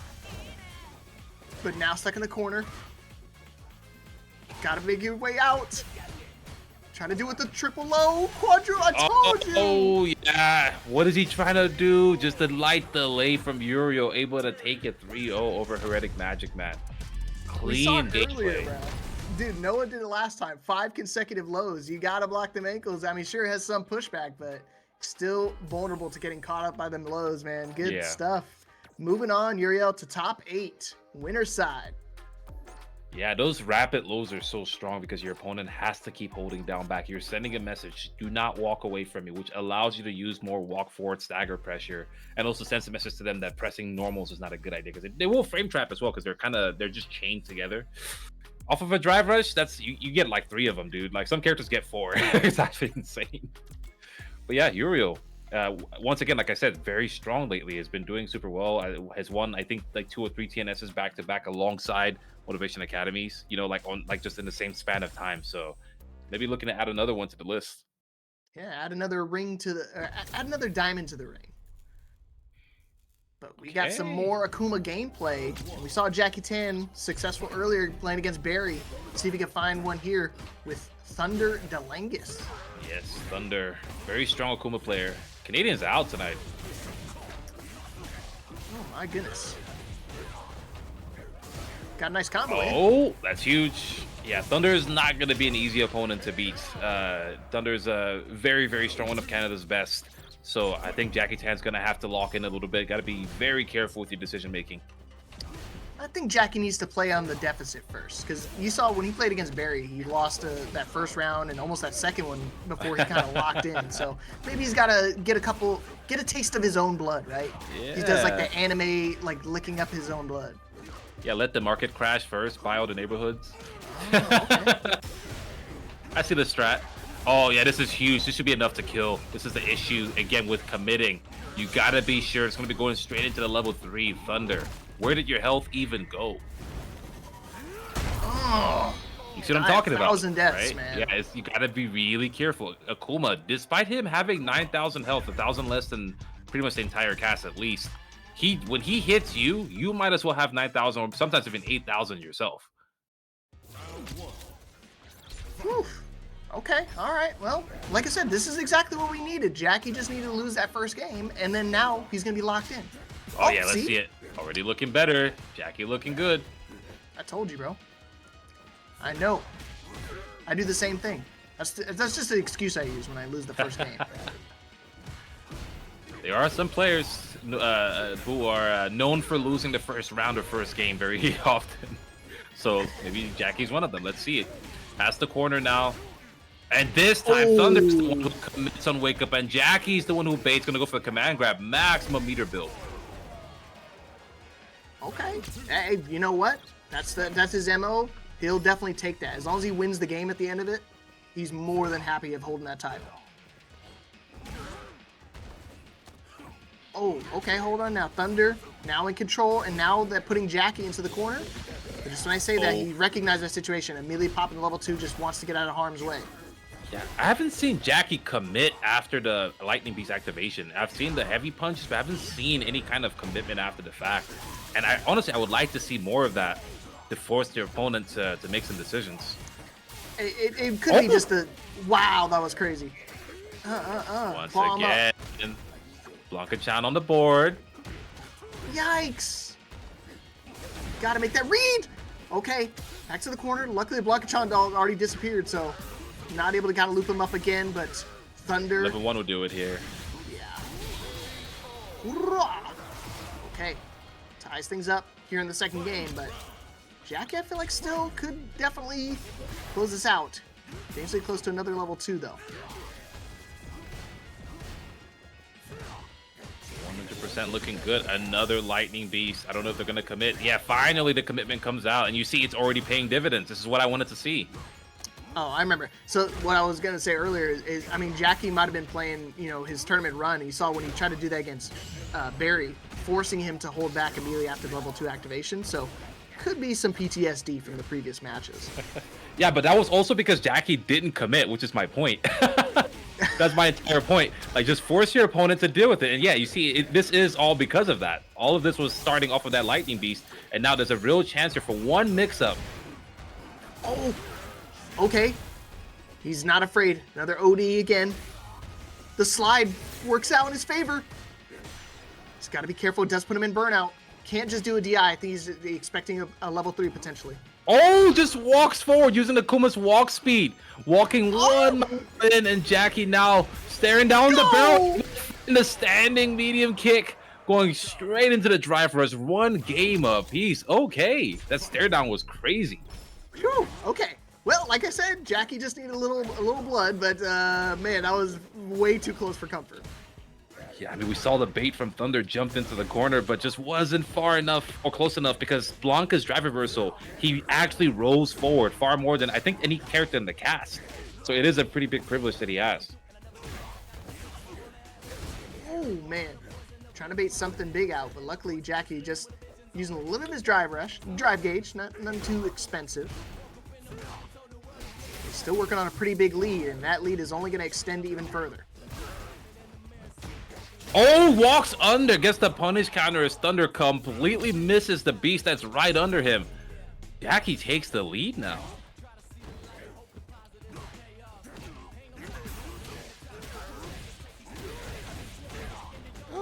Yep, that combo is unique to Blanca and I believe other big bodies. Okay, but he's just going to fight his way out. Do it the old-fashioned way with raw dog buttons. Here we go. Pushing him to the corner, immediately jumping out. Thunder recognizing he's not want to be in that spot. Oh no, Thunder doesn't get a big... that was a full punish potential, and Thunder wasn't aware of it. And now Jackie gonna force the burnout, potentially even more. Thunder was buffering there for a moment. Oh, the mix. Thunder's looking for the drive impact. Oh yeah, again, he did it again. Hopped over, crossed him up. Your ankles are broken. Jackie Tan, 2-1. I told you, bro. He just needs to lose the first game, and he's ready now. go, Jackie Tan. Yeah, that's one of those you got to hit me once with those. I saw Jackie do that the first time. I was like, oh, bet. I'm glad I saw that. That is an ankle breaker, my friend. Say he's hungry for more. I want more than them ankles. Yeah, they're scrapping. Yeah, that's not what you want to do when you're playing Blanca. Yikes. Judo chop, bro. Just right through. I should call it the Judai chop. Judai chop? Please, no. There you go. Please, no. I'm cooking y'all with this one. Judai chop? For this one. There's something there somewhere. We'll find out later. All right, the DP on the jump. See, dude, that's how oh, he tried to do it again. And see, that's why you can't do it, though. Jackie is not having any of it. Oh, gosh. You see, I'm like completely ignorant to this stuff, so I don't even know. That's where you have maximum creativity, right? You haven't been put into a box yet. I'll get there. Just see me, they throw me in the Shadow Realm every time I'm on calls for Tekken. Oh, shout outs to the raid. What does that say? I'm gonna have to read it in chat. Jordan, you dig? Yo, shout outs, man. Appreciate the raid. The big party 19. You guys tune in. This is top 24. This is a winner's top 8 qualifier, and Jackie's 1 round away from moving on. It's a real deal, Jackie Tan. I don't know him. I like the name.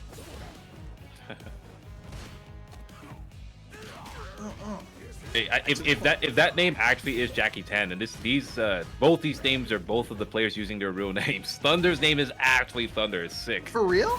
Yes, that is his real name. It should be enough to kill, I think. Heavy. Yeah. It's a close call. It should be dead. Is it enough? It's dead. It's not. I told you. Okay, it's it's just a duff. Dude, usually I trust my eyes, right? But usually when I'm unsure, it really is like a pixel. That's like, crazy, I don't know, man. It is essentially the same exact cutscene. Just punched him in the head again. Final game here. You guys tune in just in time for a final game between these two. Wasn't enough head trauma. Just needed to add a little bit more. It's like, oh, do you have a concussion? No? Let me fix that. We might get a final round. We'll see. Right now, Thunder is looking comfortable, but Jackie has the escape options. Or does has he? the resources. Gonna commit. Yeah, I was like, Blanca players typically commit at the very last decision, but okay. One more time. Job, yeah. Yes, sir. All right, set point here for my man Thunder. I don't know who his parents are, but I gotta thank him. Oh, yeah, this time Thunder is awake, recognizes the Blanca ball is the light one or the medium one. Full combo into the corner. Yikes. This is a By the really way, rough Blanca's... spot. Oh, okay, what's going to do? Heavy punch. Activate. Get out of the corner. Yes, I agree. Got a little bit more Thunder left in the chamber. Gonna spend it. Yo, Thunder getting cooked by Thunder. Uh-huh. Thunder getting cooked by lightning, You're vulnerable I should to. Oh, gosh. Okay. Luckily, he still has an opportunity here, but he's got to find some magic without any resources. Oh, and this time Thunder perfectly manages the space, made sure to walk a little bit under to make sure that Jackie wasn't using that cross up over and over again. We saw that kind of abuse throughout the set. Jackie got a lot of wins just off of jumping over or walking under, even in some situations. And Thunder that time was like, I know where you're gonna go. I'm just gonna use Akoma's walk speed and just walk under it and then do the cross cut. Good work. Yeah, he was locked in. He definitely got caught by a few times, but the adaptation was there, and that's what you need to have. So I'm glad he was able to make it pretty early on, before it was too late. Because I think if you take it to a final game situation, final round, not where you want to be against a Blanca, especially one as crazy as Jackie Tan was playing. So either which way, again, that was the winner side of the bracket, so they still have an opportunity to make it through losers. Speaking of which, we're going to go down to losers now that the winner side of our top 8 has been solidified. Oh, that is true. We have some contenders and losers as well. We have, let me see, Fat Manatee's down there. We saw that earlier. Squalls and losers. Okay. Just took out Jordan. The shouts again for the raid, Jordan. And then Kaba's down there in losers. Axel's in losers. Triclops is in losers. King Raichu's in losers. Vasiliak. We just saw Jackie Tan. Retail NPC. I don't know who that is, but I'm assuming that that's the real name, and they're gonna be going up against the winner of this. Squall put up the Alex. I think Squall's been playing just Alex since its release, so All right. be an interesting one. First time First I'm seeing Alex of the Alex, night. man. Yeah. Yeah, I was gonna say first one of the night. First one I've seen in a minute, dude. It's like when that character first came out, I saw it all the time. Everybody was playing it, and then all of a sudden just like cliffed. Yep, that's how it goes with the new characters, right? And when you get the DLC, especially the ones that are really fun, because Alex is a fun character, but I think he stopped being fun for a lot of people when they realized just how weird he is, but also how committal he is. Very finicky character. When I was looking over like the notes of it and stuff like that, I was like, yeah, this character's kind of weird. Yep, and Squall, yeah, got the anti-airs on deck. Oh, that's death, buddy. Oh my god, dude! I will say the animations look sick though too. I don't know if I've ever seen that animation. I've never seen the OD one. You never seen it, dude? When I saw, I was looking. I guess I look at the videos of like all the cool EX moves that they have access to, and I'm just like, dude, this is sick as hell. Okay, yeah, that makes sense. I've never been hit by it, I guess, so that's the issue. Well, you're good at the game, so. Well, I mean, that was a kill combo. I guess it's a rare situation where you have to max out the damage like that, so it makes sense. I've just never been in that situation. Either way, Squall, though, Alex looking really strong. Agnes trying to keep up. It's finicky, too, because I think it swaps sides. So when you have an opponent in the corner, you're not typically trying to swap sides. Ah, okay. I'll look at that later. I need to play the character. Okay, you know what? Agnes is not going to take that guess. Just OD it out. Good call. Oh, that trade could have been bad. What the? Agnes gonna commit to the C here. This should be enough to kill, but that means Squall goes into round 3 with all of the resources. This is terrifying either way. Hey, I'll take that trade though. I'd rather do that, secure the round, give me some signs of life, because otherwise it would have been a 1-0 lead already for Squall. But yep, agreed. That's tomorrow's problem. Yep. Ooh. Counter it, going for the reset, and with the throw, dashing through. Slide is safe. Bet you do it again. Oh yeah, Agnes actually making a pretty good reason for Squall to use the level 3 early, which is where you want to be. Another trade situation, but Squall's not committing to the combo. Oh, every single time, just shutting down the aerial approach. Ugh. Careful. Oh, just challenges. Checks the drive rush. The Squall runs all the way, and it's going to be level 2. Do you have rhythm? Yes, sirree. Okay. And despite using that level 3 to secure the round previously, he was able to secure the game itself. I like it. I like it a lot. Agnes, gritting his teeth, showing you I got the fangs, son. I got the moves. And the whip punishes too, on deck. Agnes is ready, you know, despite this being I would say a rarer matchup.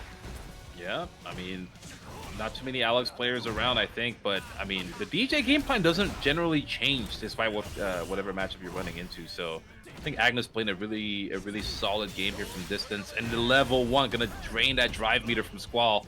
Squall holds a parry to save it, but Agnes is just gonna keep swinging. You thought my offense was done? Sight. We keep going. Pedal to the metal. And you know a DJ player, once they get them into the corner, they start salivating. Want some more. Still a no-fly zone for Squall. He's been doing good with keeping him grounded, but now he's got to find a way to actually deal with him on the floor. Yeah, Squall's definitely having a really hard time. Yeah, there you go, like the crouch light kick there off of the Prowler stance. Now gonna go into the corner, at least close to it. Yeah, it's been a command grab over and over, and now Squall finding some footing on the offense. I think it's the theme, man. I think it's the theme. I told you. They need a taste of defeat before they can think about winning. I will say, nothing's more boring if you win all the time, right? That's true. Got the anime theme on your side, too, playing Alex. Oh, yeah. Get motivated. Mm. Oh, nice. Huge. That was a football tackle. Now he puts him in burnout as well. Overheat. Oh, that's huge. Agnes Potentially about to get to level 3. Is he gonna try to look for a wall for a DI? What the hell? Oh, checks God. again. It's not enough to kill though. Side switch, I agree. Squall has to make some commitments. One light confirmed, one low for either of these guys will be enough to kill. Combo off that one. Just gonna try to chip him down, I think. Squall not canceling it again. Those medium punches could have led to so much multiple times. Is that enough? Not quite. Not enough. He's got to just parry the whole thing and not able to DI in time. Agnes able to secure game number 2. He got pretty dicey there, but able to lock I mean, that it was in. a really good DI from Agnes, because if Squall would have reacted with a DI of his own, he would have died anyway. He didn't have the health for it. The only real option for Squall was to completely evade it, parry it, or throw it. That was pretty much it. What about level 3? Did that work? Yeah, so you would have to use like some kind of super, something invincible will always work. Yeah. Okay. See, that's why you gotta rock modern style. Just press one button and you're good. That's true. If it's modern, that's something that you can do on the fly. But if a DI comes out of nowhere and you're not buffering, it's like, yo, you got 3 options, dog. Get out of there, throw it, or good luck on your perfect parry. Or it's GG's, right? Yeah, just good luck on your perfect parry. That's it. Well, here we go.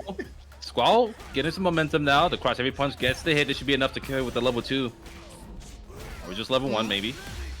Yeah, level 2. Woohoo!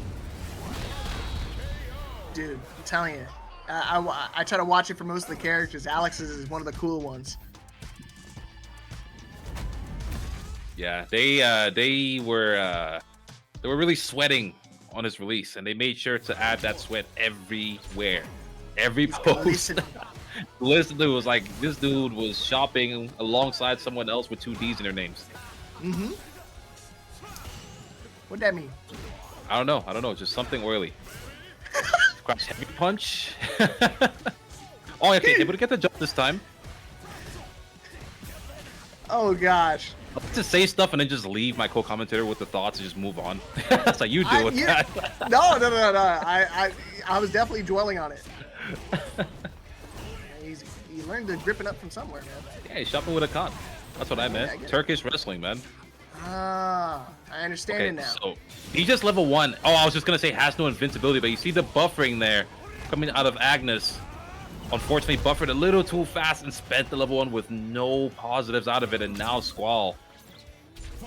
1 round up. This song, man, I swear, it's powering him up. I told you, I said it earlier, briefly. I was just like, hey, man, DJ, turn my headphones up. Because now he's got that momentum right in his side. Squall not committing on defense either, just kind of letting Agnes do whatever. Like, we'll see that on negative frames, but most of the times where it's a 50-50 mix, Squall is just letting it rock. Whoa! Okay, the best way! Yeah, unfortunate for Squall, but great for Agnes. Gonna claim the corner. Hey, Squall starting to try to go airborne a little bit. Not his typical approach, but Agnes now ready for the anti-air himself. Oh yeah, we're prowling now. Just gotta be careful though. Agnes is at death's doorstep. Oh yes, they went green. But fortunately for Agnes, they pressed their jab first. Sad point for Agnes now. Both players have they're pretty well stocked up. Unfortunately, this is the loser side of the bracket, so Squall, if you want to stay in this tournament, you gotta win this extra round. Take us to the script. Dude, every single time he gets these big counter hits and he immediately follows up with a throw. Yep. And yeah, that should be enough to kill here. This is DJ. Yeah, that machine gun does so much damage. Gama no. Unfortunate. Squall was looking good, starting to get some momentum, but hey, if you're an Agnes fan, you got to be jumping for joy. You definitely wanted to shut it down now. Do not let him get any more games, any more rounds.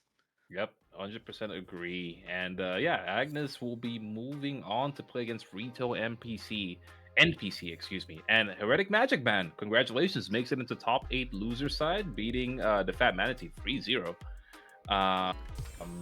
Few other matches going on right now. I assume we'll be moving on to top 8 winners.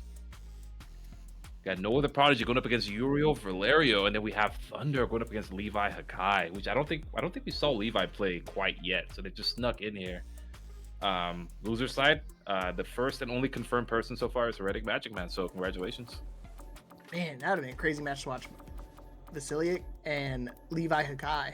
I wonder if Levi's still, is he on Elena still, or is he playing something else? I know he dabbles on a couple other characters. As far as I know, it's been pure Elena lately. So like, yeah, dabbling, but tournament, I think it's been pure Elena. Well, I don't know, because when he does Paragon on Thursdays, occasionally he does different characters. Like, I've seen the Ken come out of him once or twice. What was another character I've seen him play?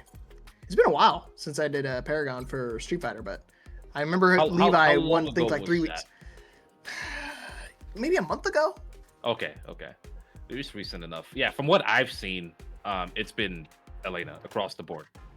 Yeah, he would win. I mean, I remember he won Paragon, I think, like two weeks in a row, and it was like a little bit of Ken dabbled throughout the ladder format, and then when he got into top 8, then he swapped to Elena. Yeah, that makes sense. It's usually Elena is the business, as far as that's the best way I can put it. Yeah. And I don't know. I'm sure they pull out their other characters to have fun here and there, but I'd be surprised to see any other character but Elena tonight. But it'll be nice. I'm not hating against character variety.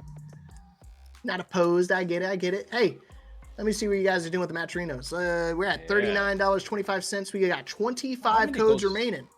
25 codes remaining. Wait, how many people do we have watching? 100. Come on, y'all.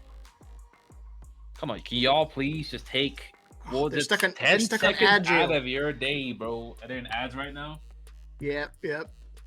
For you guys who are here, please take 10 seconds. 10 seconds out of your day, please. Support the event. Support these players. Dude, that Mari screen really jump scared me for a second when he first showed it, because he didn't show that at all during the European version. So seeing it now, I was like, what the heck? I'm gonna hit y'all with a fun fact. Way back in the day, when I hosted Dragon Ball, there would be times where I stopped the whole tournament until people claim codes. And then people claim them. I can't do this here. You guys are a different breed of people. If I'm being honest, Dragon Ballers can start their bracket at 3 a.m. and they would not care. I cannot do that here. But anyway, I hope you guys are enjoying the show. I'm going back to the Shadow Realm. Bye. Let's go. That was a strong people. You see, he charged it up. You different breed people. You people. I felt the screen particles with that one, man. That was crazy. Yep. All right, here we go. Noah the Prodigy pulling out the Bison. Is a character he's been messing with very seriously as of late. And Uriel sticking with the Terry. This would be a good one. Yeah, I think Bison's definitely one of those characters that has the tools to be a top tier. But hey, the tools only match if you have the skills to actually use them. Mm-hmm. That's usually how it goes. A lot of people pick up top tier characters assuming that the tool will fix all their problems, and sometimes they even start performing worse, because the tools have to click with you as well. But I actually think that Bison clicks really well with Noah's playstyle. It's just Bison does have a few weaknesses that you can't really ignore, and defense is one of them. So let's see what Noah does here. Ooh. Yay, this is a start. Throw Tekken. Oh man, nearly caught out of the air, but these perfect parries been adding up a little bit for Noah. This is like his second consecutive one now.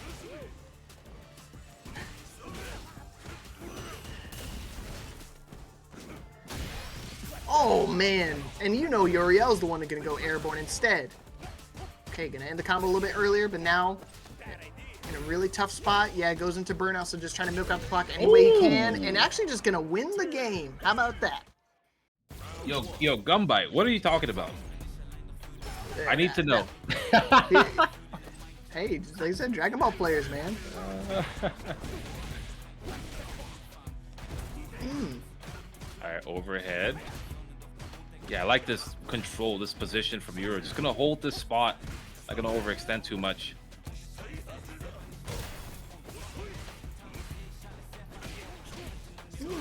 Okay. Noah, starting to get some traction. Minefield has been set. Did you play Minesweeper when you were a kid? No way. I mean, this is way worse than Minesweeper. This is when that mine is on you. This is like Minesweeper, except when you click the right mine, you have a timer before the next mine blows up, and you have to decide. Mm-hmm.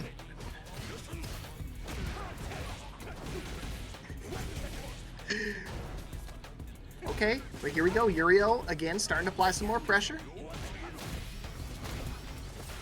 The Prodigy out of the corner, out of harm's way, but not out of danger though. He still can die with a nice hit confirm like this. Oh yeah, level 1. Are you okay? He knows you're not, but he's gonna ask you anyway. All right, final round, game number 2. Uriel trying to take a commanding 2-0 lead, but Prodigy, Noah, he's trying to live up to the name, man. Oh, crouching medium punch. Delayed as well. Then back jump again. Noah, what is happening? Both players kind of swinging for the fences, missing their targets over and over again. This time Noah's going to find his. Okay, an opening.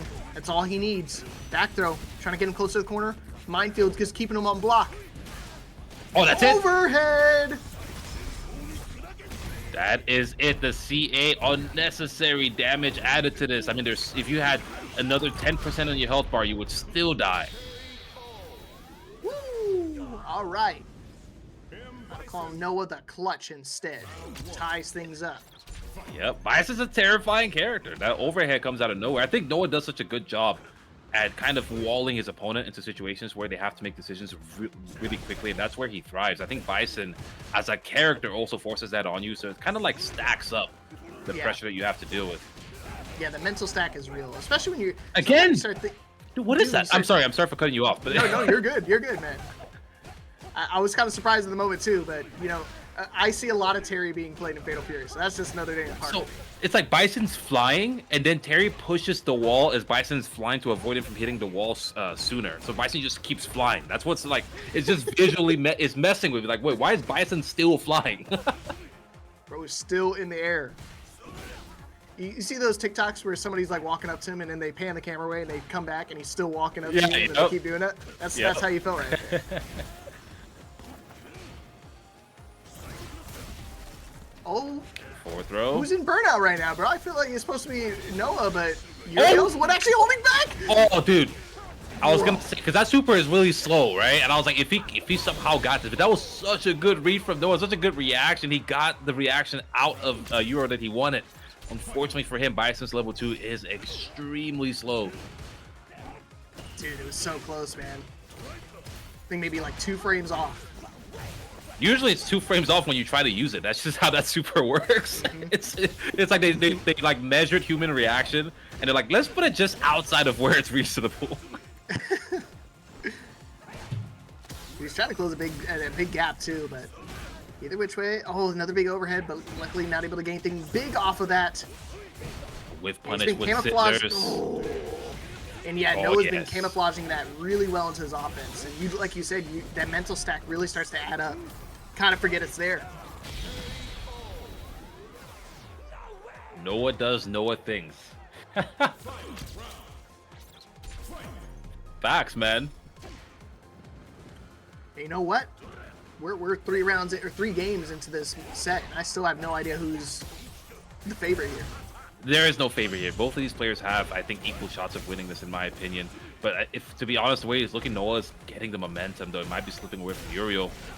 Oh, yes, it got the combo after the fact. Light mine after. Not only this match, but the tournament itself. These guys are. Oh, I see. That's true, yeah.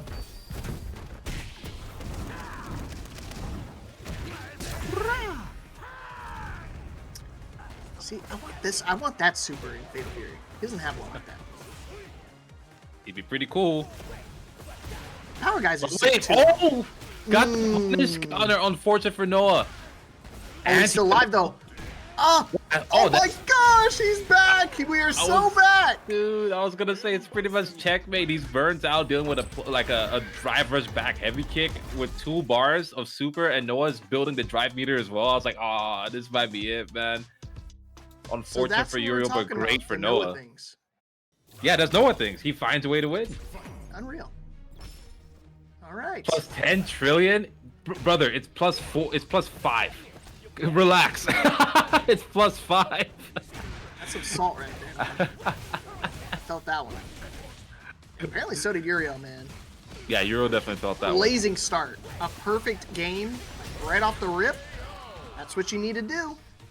Just one round closer to tying things up again. You're a Bison hater? Okay, okay. Fair point, fair point. I don't know how you can hate Bison while playing Cammy, though. I get it, though. You don't know Frame did it. That's fair. That's the corner. Oh, almost had the snipe, but you still pressed the button, you knowing it was coming. That was really smart. Ooh. No flying. No, get out of the sky. When will you learn that your actions have consequences? All right, set point for Noah the Prodigy. One more round, and he's moving on to winners finals, baby. Yep, the Bison looking good. And, oh, yeah, that's going to be a free reaction. Oh, he's going to get to put the Psycho Mine on him. Is he going to drive rush in? He will. Okay. Oh, boy. Guess again. Just trying to parry it all. Good response for the time being. Oh, he crouch heavy punch anti-air. I like that the 4-jump after the fact. Pseudo safe jump, but Euro has to commit. Cannot get out of harm's way, man. Feels like he's stuck in a corner forever. This is the one time he actually went airborne and didn't get hit by something. That's it. Level 2. No, level 3 actually. He managed to build the mirror. He didn't need to do that, but I get it. You want that feel. You want him to know. That's Black Air Force energy right there, man. The only thing he feels is his skull crushing on the floor. Moves on to winners finals. Good stuff from a man, Prodigy. Let's go, Noah. Noah, yeah, that Bison looking good, man. Yeah, you could feel the pressure building as well for Uriel. Like just the fact that he had to deal with what Noah was doing. The fact that Noah's reactions are one of the things people don't talk about enough, and it's the reason why he can play the way he plays against a lot of people who would be otherwise able to stop this style of play. Right? That's why people try to replicate what he does. His reactions are insane. His awareness is insane. His adaptation is also insane. So when people watch him play, they think he's just nutty. There's so much more to it than that, because just being nutty is not, you're not going to be consistent playing like that. Like, how can this guy play a character like Bison or play a character like Luke and play with a style that is supposed to be risky yet keeps netting consistent results, right? And there's so much backing that style that I don't think he gets enough credit for. So yeah, good stuff to Noah there. That was really clean play. All right, but who is gonna be his opponent in the winners finals? We've got Thunder back up again against Levi Hakai. And yeah, like you said, still sticking out all business here with the Elena.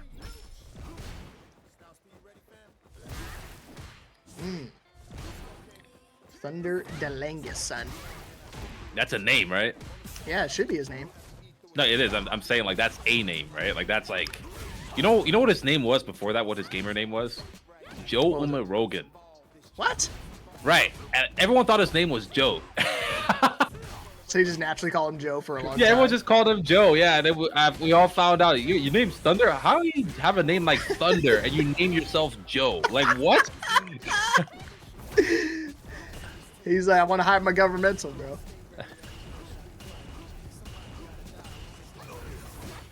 Oh, bro, the one time I went for the EX version, but luckily, not going to get punished for it. Levi trying to make some magic happen. Uh-oh. Oh, my gosh. You talking about some magic, bro. He's making some sparks, some fireworks flying right now. Able to level 2 as well, confirm, guarantee that round. And despite Thunder having a good start to that, Levi is too slippery. I like to see, baby. Starting off hot, but then it's first round. I see Neo Jedi encouraging me to read the chat. I'm trying to do my job here.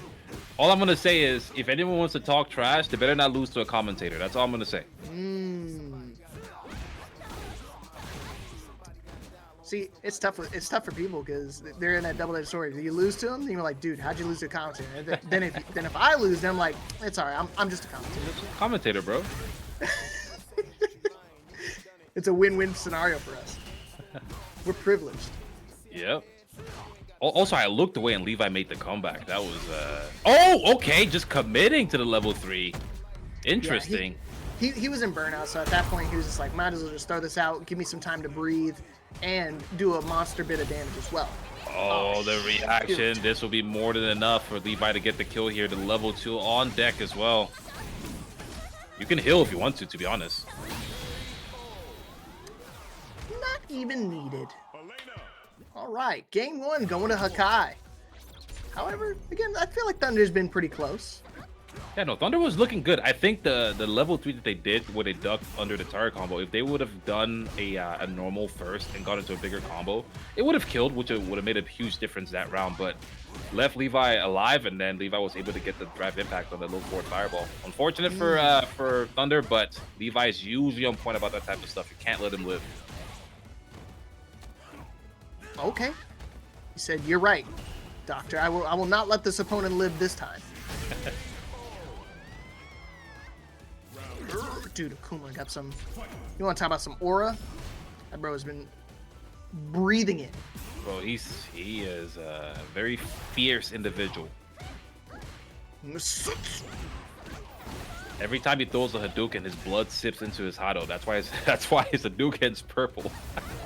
Is he really? Is that the lore behind it? No, I just made that up. Oh, bro, you're not supposed to... Dude, I 100% believe you, bro. That's legit. Bro, that's sick. Oh, this is sicker, though. Oh, boy, you about to get lit up, son. Yeah. Unfortunate for Thunder right there. Thought he had the opportunity to give a little cheeky DI, but not on my watch. Oh, sweet. We're going to drive rush in. Slight delay on the walk back. Levi doesn't take the bait. I know that low too well, man. We've seen that too many times back in our Tekken days. Oh, shout outs to the raid. Just do it again. Is that a raid? React to it. Who is that? Acoustics. Oh, Drop 11. Acoustics. Yo. Acoustics, how you doing, bro? Appreciate the raid. Shout outs to you. Be careful, though. Working on deficit and stuck in burnout. Whoa! Oh, Whoa, what a the? lot's happening. A lot's happening. Levi tried to escape, and no, Thunder didn't confirm. Gonna jump out. No, didn't make the cut. No! Still Not gonna do alive. it. The cross cut, that's it. Checkmate. What the? Chip damage, man. Holy mackerel. That got very hectic, very sporadic. And just like that, we're all tied up. Yeah, one game apiece. That was, yeah, really close calls there to be made. We saw Levi try to escape. We saw Thunder miss the confirm and then end up in the corner, but looking pretty evenly matched. Okay. We're definitely back for this one. Okay, Levi, not trying to do any funny business. Keep him in the corner. The OD himself out of harm's way. Still a big deficit, and you know what? That deficit's gonna keep growing. Yep. Thunder never afraid to commit, and it let him out, but let him right back in. Levi claiming the corner again. Who's lying like that? Who's saying mid-tier jerk? That's definitely Magic Man. That's my point. That was my point. Went into losers, immediately went into jury depression mode. While on top 8, by the way. Right. Levi using stand medium kick, using the plus frames, making sure Thunder knows you're gonna take a chance. You gotta make it. You better make it count. You better be sure. If you're gonna swing, you better not miss. I wish I had a deeper voice, so when I do those voices, it sounds scarier. All right. Hey, nothing scarier than going into a tied-up round. Oof. Ugh. It's all right. Cue the anime theme music. We're making our comeback. Oh, the reaction! But unfortunately drops the combo. Thunder's gonna go straight for the level 3. This is burnout, but Levi is still equipped with the level 2. That's Elena's only real reversal, so he's not in the corner, which is the good thing. Oh, He keeps trying to go for these throws. He wanted to go for a back throw to kind of put him into the corner, make that DI even more threatening, but unfortunately, you don't even get to live to see the day. All right, Levi taking the lead in the set. And a lot of whiff throw attempts from Thunder. He's gotta pump the brakes on that a little bit. yeah, it is scary. Levi's movement has been a little bit hard for Thunder to track, which is strange because he's the one with the walk speed. But you are right, though. The commitments, the consequence for committing against a character like Elena, despite her not appearing to be, her damage and corner carry are quite good. Okay. We saw a replay of this, several times over where Levi get this early lead, puts him into the corner, and now it's just a matter of whiffing this throw. So maybe we change that up a little bit. Okay, yeah, we got the extension there, able to get the plus frames. Now has the corner. Damn, medium kick, drive rush cancel again. Thunder is just letting those medium kicks rock. Okay. Still at a dangerous spot.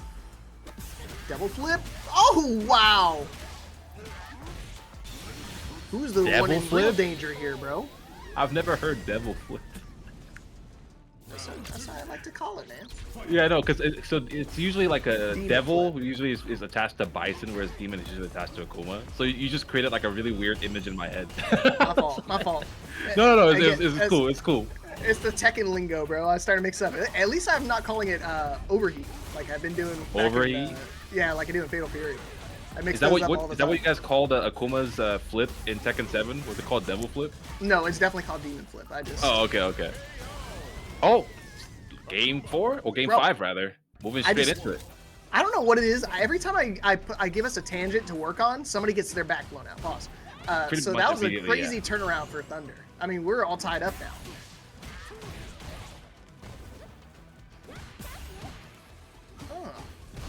Yourself some breathing room. Try to open things up. Again, Levi's always been getting these like early life leads. It's just maintaining it is the problem. Okay, forward throw this time. No problem here. Just rushes right back in, spends the resources. That is extremely hard to react to.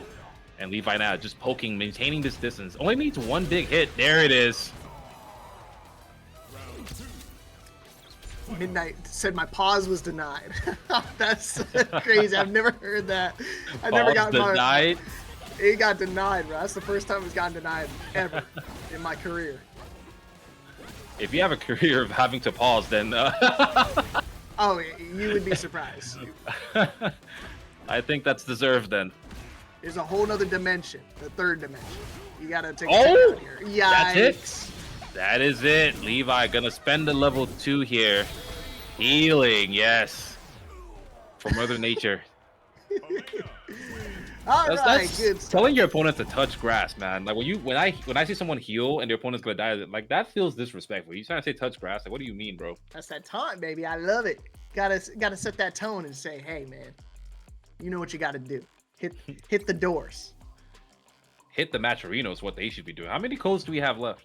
Let me see. We are down to 15 codes remaining. 15. Okay. For anyone who's coming into the chat, please help us out with the Matcherino. Shout out to you guys for being here and helping us out.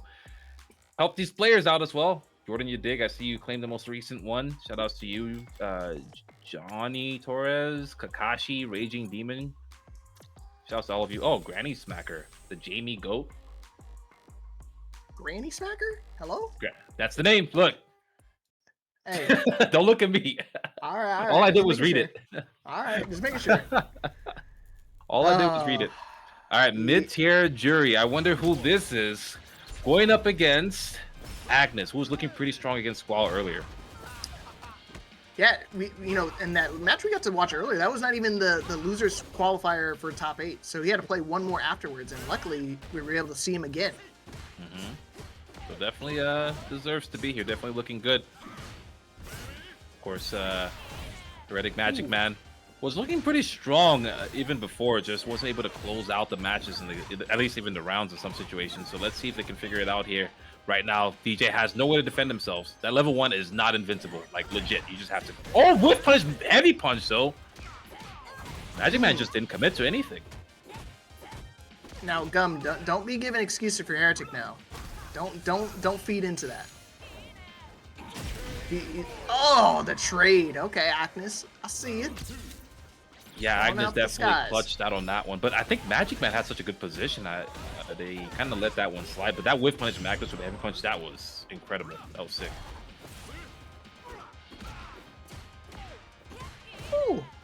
Okay, Magic Man having a bit of a lead. See if he can hold on to it, though. They do have full resources, both of them. Drive Gauge, Super, anything you want, I got it. Oopa. Hey, hey, hey. Jackknives with the back heavy kick. I like that, the jump back jab. Instead of letting Magic Man get out, gonna put them back into the corner so that way they can get an opportunity like this for the level 3. I mean, I don't know if they needed all this, but I guess if you're playing DJ, you probably don't want to risk the level 2, right? You don't want to not have rhythm today for whatever reason. So it is a fair spend. Yeah, I was gonna say, I'm never trying to chance the timing because I just know one misclick and that's it, and then you wind up losing everything. So just confirm, and look at that. Recognizing that Jury was too low tier. So we're gonna go to low tier Viper, yeah? Hey, make it make sense, man. I think Viper does have some better tools, I think, to utilize against DJ, but I don't know. Not very confident as Jury, clearly. No, man. I thought the Jury actually had some pretty good positions. I don't think that was a character issue. I think that those positions, if you're looking at the chessboard, those were actually pretty solid positions. I think they're feeling bad about it, and they're putting too much importance on how it feels as opposed to what the situation actually was. But we'll see. We'll see if the Viper does any better. The anti-airs aren't there, though. This might be a bit of an issue with not being too familiar with the character. Yeah, that was one of those things I was thinking about, too. Like, you saw how often he would get that really early life lead, and he would kind of just let it dwindle away, point in case. He stuck his hand in the cookie jar and immediately got it taken clean off. Yep, Agnes looking a little bit happier about this pick than the Jury one.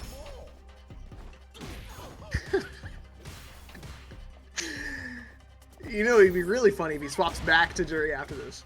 Nah, you can't do that after all this. The antics are too much. You gotta kind of die on this hill, right?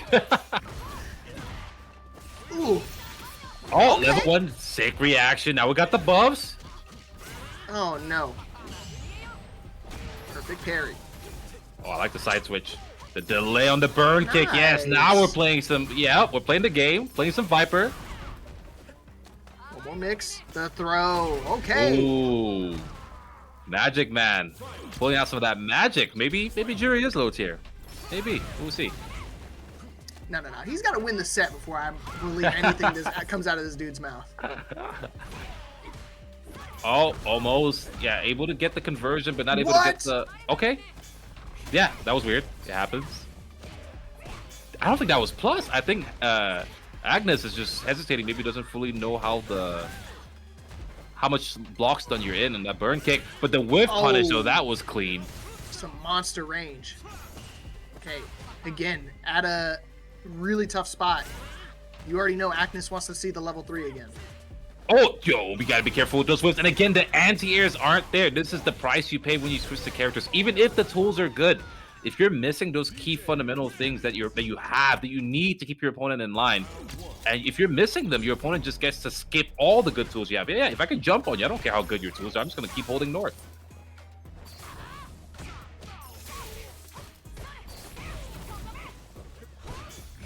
Ooh, okay. Again, we've got the life lead, so now this is just a heretic thing. We cannot lose this lead. Not again. You were like 50% above him. Nice throw tech. Oh yeah, but Agnes has shown to be able to make the comebacks and to be able to find ways to make magic happen on their side. We saw it with Squall, now we're seeing it here with Heretic. Yeah, maintaining the corner position. I'm not gonna jackknife you. No, you're going right back in there. I like that. Unfortunate for Heretic. Just unfortunate timing, and Agnes gets the accidental whip punish on the drive rush jab.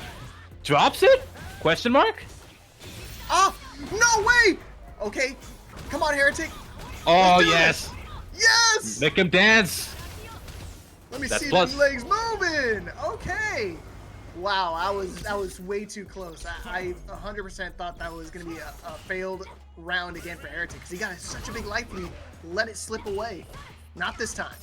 I mean, the issue here I've seen is Agnes is able to get so much out of the corner position.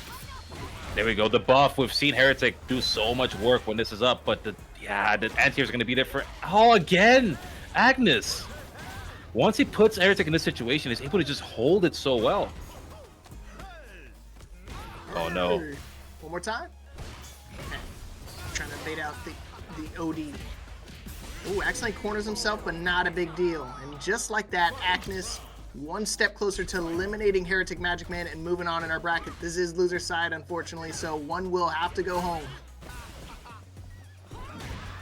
Oh, the whiff punish is so beautiful. It's been consistent from Agnes, and Heretic is not stopping on the whiffs. I agree. Okay, but again, Agnes working on 3-6 of butter, so you know he wants to go for a big one. Yeah, forces the burnout. Oh, the whiff punish again! Too Still far alive. for the level 3.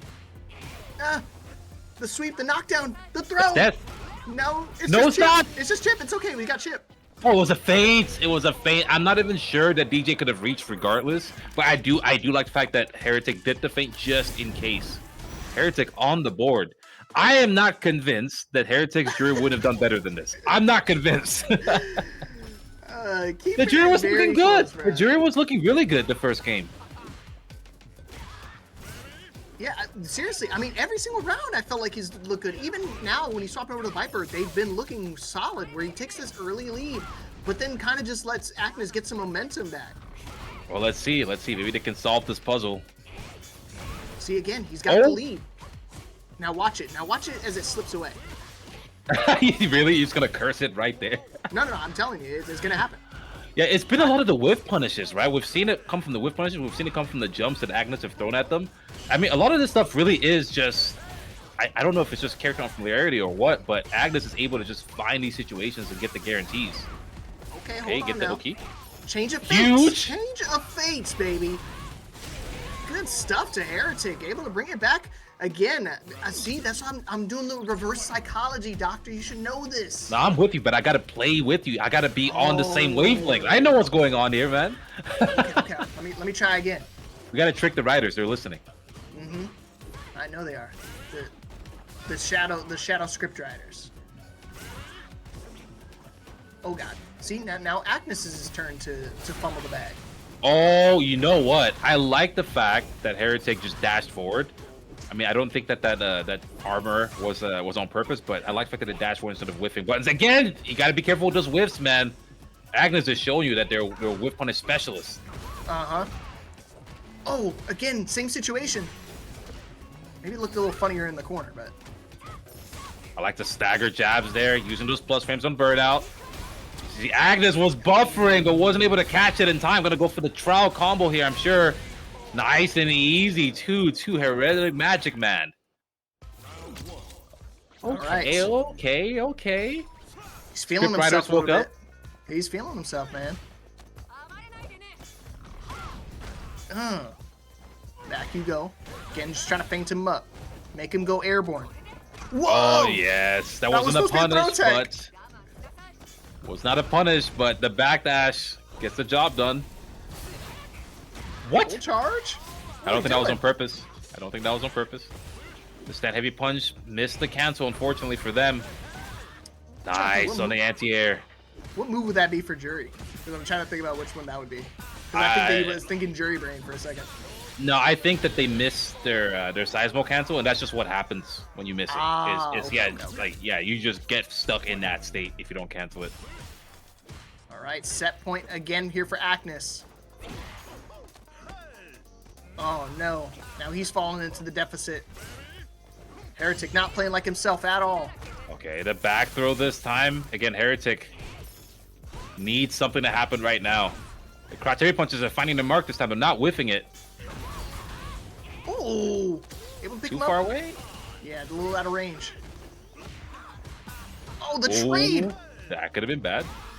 It's not like Ed, you don't get a full combo afterwards. Jumping back, just trying to give him some space to breathe. I mean, you see a burnout ever looming over him. And he's in the corner, too. This is a terrible spot to be in. Oh, again, you got to be careful with those whiffs. I called it, man. And now Agnes, potentially one hit away. You got to be careful with those jumps. Oh! Well. And the confirm from a distance, jump stand, heavy punch, crouching, light punch, Soulbot. Agnes gonna be taking it. Pulling away from the exclamation mark script. New Jedi was ready to post that for sure, but unfortunately for him, Agnes locked in a little bit.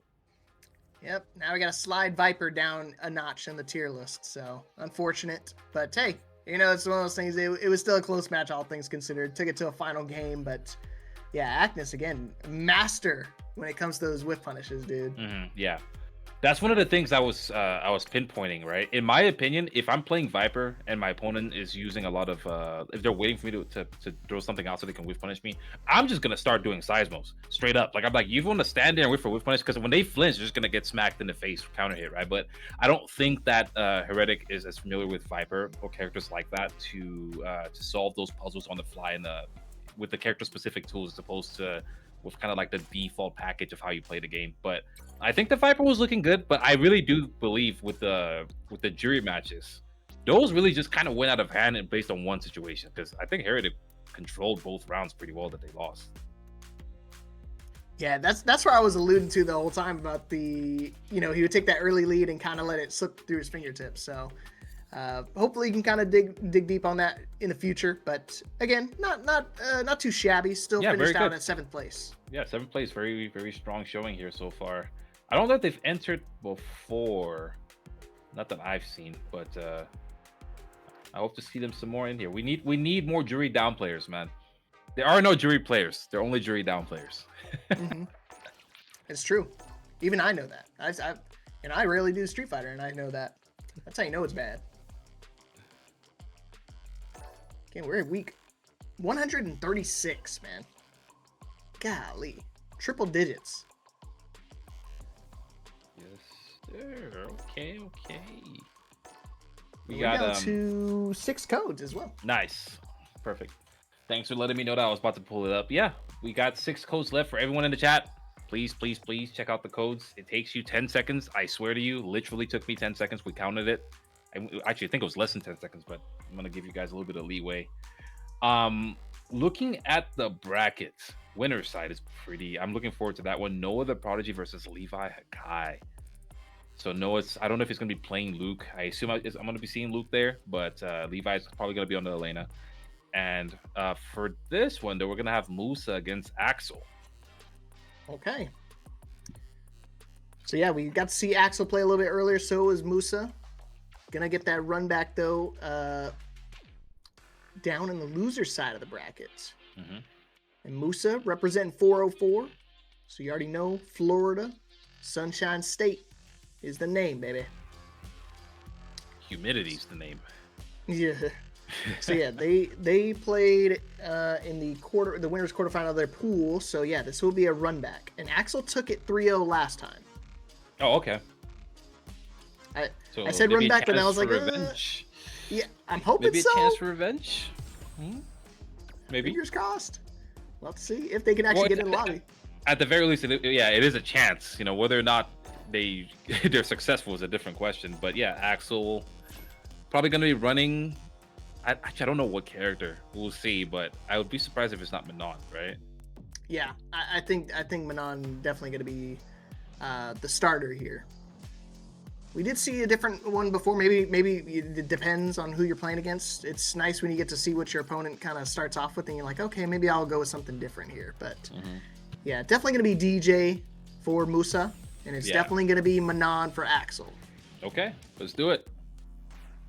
Run it back, Turbo.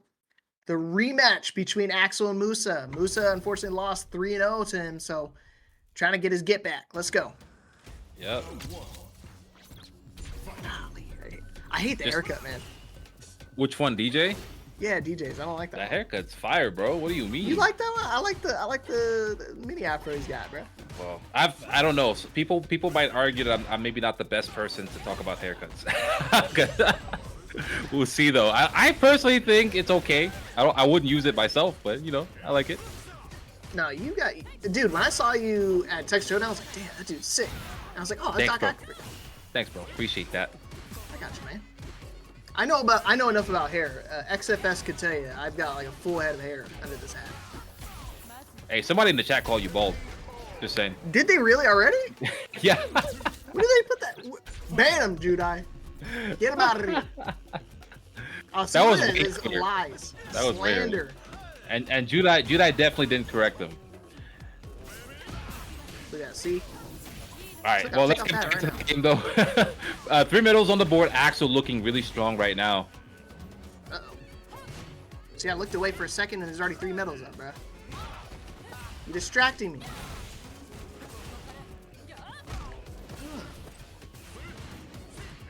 Okay, hold on. El Plusa. So close to burnout. Oh, and there it is. This is sick with punish. Again, staying consistent, Musa. Got that rhythm and got that round.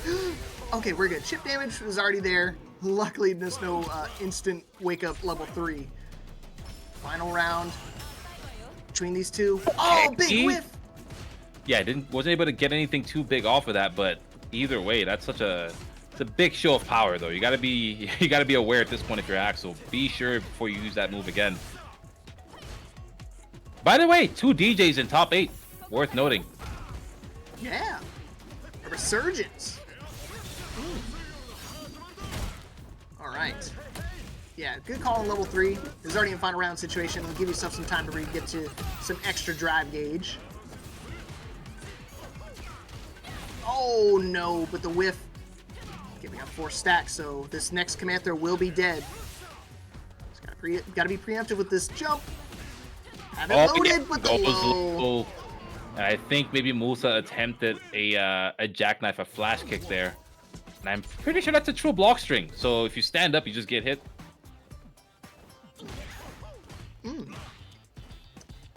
But I think, has Axel played like a bunch of... Actually, I'll look at it later.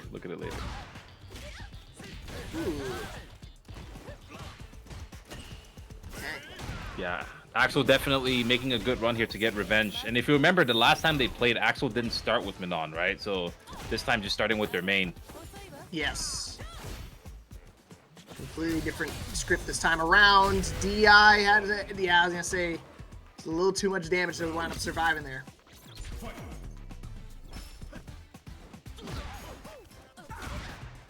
Ugh. I will say Musa has been pretty good with the confirms as well. Both him and ooh. Yeah, both him and Agnes, right? I mean, even the whiff punishes have been really good from both players. I was thinking it was Agnes, and I was just like, wait a minute, there's another A name on the screen. It's throwing me off. Told you, I can't read, Doc. That's gonna be the level 2 Swan Dance. Not enough to kill, not enough to burn out, though. Now you're in the danger zone, and yeah, you could see it. Players, oh yeah, it's gonna be another level 3. Musa's, I think, the first DJ I've seen commit into OD air slasher and then use level 3. So they're not really, they're giving themselves time, and they're giving themselves the opportunity to decide if they want to cancel into level 3 or not. That's such an interesting, I've never seen that before. It's a nice, I think you sacrifice a little bit of damage, but then being able to kind of confirm whether you need to use it or not is a big difference maker. Yeah, I mean, you're really sacrificing nothing, because most DJs would just like do nothing or do DRC and spend everything, right? So yeah. So there's nothing but gain. You only gain stuff. Ooh, nice call out. Just trying to keep him honest. Reaction, Axel. Ooh. That is a classic, man. The drive reversal or any kind of knockdown or the back throw or the forward throw, and I'm gonna throw a fireball right after. Most good players will snap that out and not back recover, and then just buffer their super. It's a classic, man. You can be mean when you look at this. Tekken 2? That also happens in Tekken? No. Maybe like Tekken DR. I don't know. Tekken DR. Definitely. Yeah, cross Tekken. Right across Tekken. Definitely. Ugh. Dude, Axel just establishing the dominance, man. And the thing is, like, he's been doing good just in the plain neutral. I mean, not even worrying about the command throws anytime soon. Just completely sweeping it away. Yeah. He used one round to get this 3-0 sweep himself. I mean, you remember how Axel lost when they played Manon against Musa previously in the last game. and Musa just completely jumped out and escaped all the command grabs. I think Axel has adjusted quite a bit to say, okay, I'm going to prioritize strikes, and even if I'm wrong, it's okay. Yeah, big 180 turnaround. Speaking of turnaround, crossed up. Musa's starting to apply a lot more pressure here. You see Axel just trying to stomp that bleeding. Yeah, there's a command grab. It's a surprise command grab. That one's not so much of a 50-50 if they're not looking for it. Okay. But you already know. Wow. From downtown, Axel closes it out with the command grab after blocking the Sobot. That name left me for a second. I almost called it a jackknife, but that is a flying move. Yeah, no, good stuff. Axel, huge adaptation there from that. I mean, I don't know if I'll call it an adaptation because they started with Manon this time. They're way more comfortable. They kind of got the number pretty early on, I think, there with Musa. But that Manon's looking clean, honestly. So yeah, they beat their demon. That's the person who put them in losers. So now they have a pretty good chance of making it to grand finals. That's the time I want to win, right? If I ever lose a game in a tournament, if I ever get the run back, I'd rather it be in losers fine, or like losers side of the bracket, because then you can kind of set that tone and say, hey, I was the one that eliminated you. Don't matter if you beat me. Yeah. But now he's got to work it out. He's got to go against Uriel. We're going to go to the other losers quarterfinals first. We're going to go back to Thunder and Agnes. Thunder.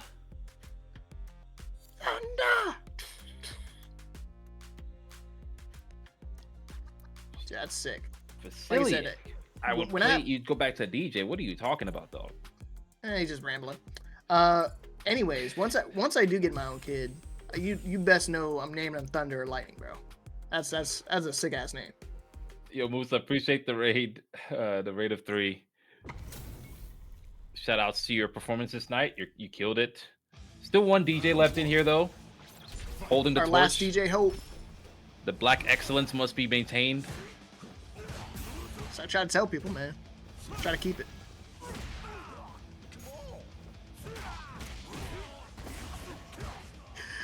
But again, Thunder's still rocking the Akuma. Trying to make sure you die 1,000 deaths. I'm not bald.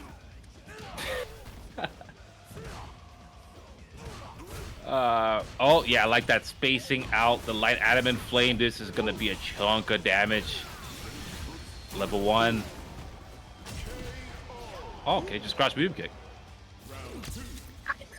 I am not XFS.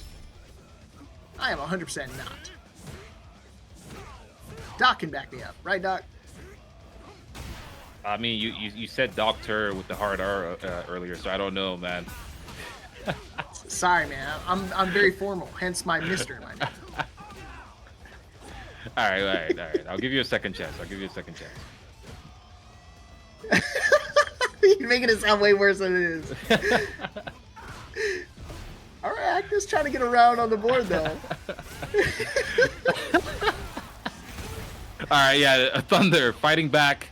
Burns out though. He had a back heavy kick. Nice and easy anti-air. There we go. Final round, game number 1. Oh, just a little big whiff, but he froze on. I'm sorry. Thunder was already committed to the fireball. Is that gonna be his new name? No, I think Neo Jedi is just messing with them. I don't know. Oh, okay. We should just put Joe up there for shits and giggles. Ooh, the feint was trying to bait out the ODDP. Oh, he has to be frozen today. I see. Oh, misses just a little too late on it.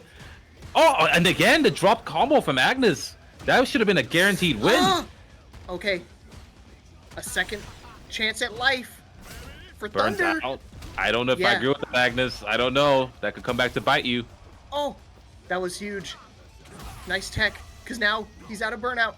He's got to be careful, though. The level 3 is still looming. You see him trying to bait something out. The feints, the trade. The trade combo.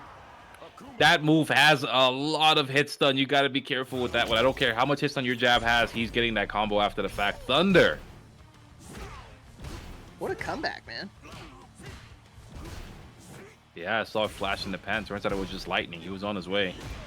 I think that was unfortunate for Agnes, to be honest. That combo drop was huge. Yeah, I mean, literally, it should have been dead for Thunder. Okay, Ooh. Agnes now claiming the corner.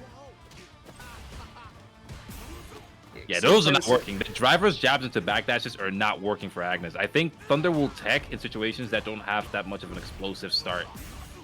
Yeah, I think he's really respecting Thunder's ability to react with something, right? So now, I think now that he's not willing to pull the trigger yet, maybe have to do it a couple times. Get him feeling like he's safe to press. Again! Dang, dude. Doesn't commit to the cancel just as it is. He still tries to get that cross medium punch, and his range just isn't working out. And he's in burnout again. Oh, the trade. But he's still working essentially on that deficit. Not having access to a drive gauge for the moment being. Oh, okay, we're using buffs. We're the D immediately after. We're not holding that. The judo. Oh no, sorry, what was it? The Judai chop, baby. The Judai chop. You gotta be ready for it at all times. He's been using that a lot. He doesn't really use it a whole bunch, but every single time to close out the rounds, they almost always find a way to hit their mark. Yeah, it's very common. Akuma's walk speed allows him to get into that range so quickly where your opponent's worried about the crouch medium kick, and so they just kind of hold it down back. Daigo showed how strong that overhead is. Yeah, and see, he's still doing it. I mean, he's been threatening with the crouching medium kick like you talked about for this entire set, still going. And now, you shall die 1,000 deaths. And again, that's got to be painful for Agnes. I mean, that momentum completely shifted after that one combo drop. Yep. What are those glasses made out of, though? He just took the punch that would break mountains, and the glasses are perfectly fine. What's going on? Yeah, he probably found it on one of those YouTube ads. They're like, "We're about to throw these glasses off the Hoover Dam." Nah, it's off of Temu for sure. Hey, they work, man. Ugh. You got those combos from Temu though, too, man. Yeah, those combos have definitely been looking like Temu combos. So I think Agnes needs to straighten up a bit. Oh man, and he's in burnout super early. Yeah. You're cooked. Yikes!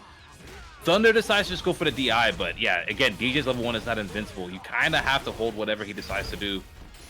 Not kill though. Huge. Okay, does put him in burnout, but now he's in a one-hit situation. To the combo, not dropping it this time. Way easier in the neutral. The throw. Oh, you gotta be careful here. I think that's just checkmate. Gonna chip him down. Yeah. Yep. What a call! What a turnaround!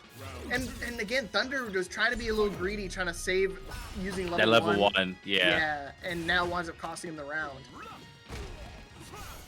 Yep. This game has taught so many lessons, man. It is pretty much never worth it. Like, just take that first round. You'll get the meter back. Okay, now he's in the corner, but nice tech. Give himself a time to think. Yeah, we're fainting. Told you, gotta go back to the bread and butter, the devil flip. Remember? Yeah, the devil flip. That's that one's built different. Yep, gets the cross cut this time. The delay is completely deer in headlights moment there. All right, it should have been over, but here we go. We're back to square one. Set point for my man Thunder, or Frozone. Frozone. Where's my super suit? Super suit? There Yeah. He knows ball. He knows ball. I need it. I think you might be dead here. This is it. Look at this as Akuma damage, buddy. Light DP level 3. Just for the extra sauce. Miss Hoops. Oh. All right. Christ. That was good. See, that's the combos you should be doing there, Agnes. You fool. All right. Good stuff to him, my man. And unfortunately, that was our Agnes. last DJ player, bro. Yeah, and I feel so bad in the first game. Agnes had that situation that could have led to so much, and we saw a few more drop combos that could have led to a better position as well. But I think overall, like Joe just showed, if you give not Joe, you guys got me on Frozone, Joe, and going back 2 years. But yeah, no, Thunder had the ability to just make sure that every situation led into something more. It was way more practice, way more detailed. And every time you got the corner situation, it was pretty much, if I hit you, you will die. And the one time that we saw Thunder really kind of blunder was whenever there was the empty jump into the corner and then the light DP didn't hit fast enough. That was pretty much it. But overall, it was like, you get hit, you're kind of cooked. Yeah. Yeah, you saw what FemShep wrote? Joe Zone? Yeah, Somebody ban FemShep. That's sick. Oh, no, I'll give him credit. Ban FemShep. The DJ comment they made earlier was egregious, so you know what? You're right. Let's ban him. Let her cook. Nah, ban her. Yeah, winners finals will be after this one. It's our last losers quarterfinals. Yeah, this will be a good one as well. We got the Mexico and Mexico violence here. Fortunately, one will move on, one will be eliminated. Losers, man. It sucks. But unfortunately, only one wins out here. Yeah, and Uriel got put down here by NOAHTHEPRODIGY playing the Bison. But overall, the Terry's been looking really strong, so probably looking for a second chance, a chance to fight back, get some revenge. Yeah, Axel. I felt like Uriel's playing very well. But, I mean, again, when you run into a powerhouse like Noah, kind of tough. But, hey, we're picking up where we left off. Nice, solid first round. Only getting a medallion up for Axel. But you know Mid-tier according to Akuma players. I'm going to talk about that in a second. Yeah, we'll go 4 medals.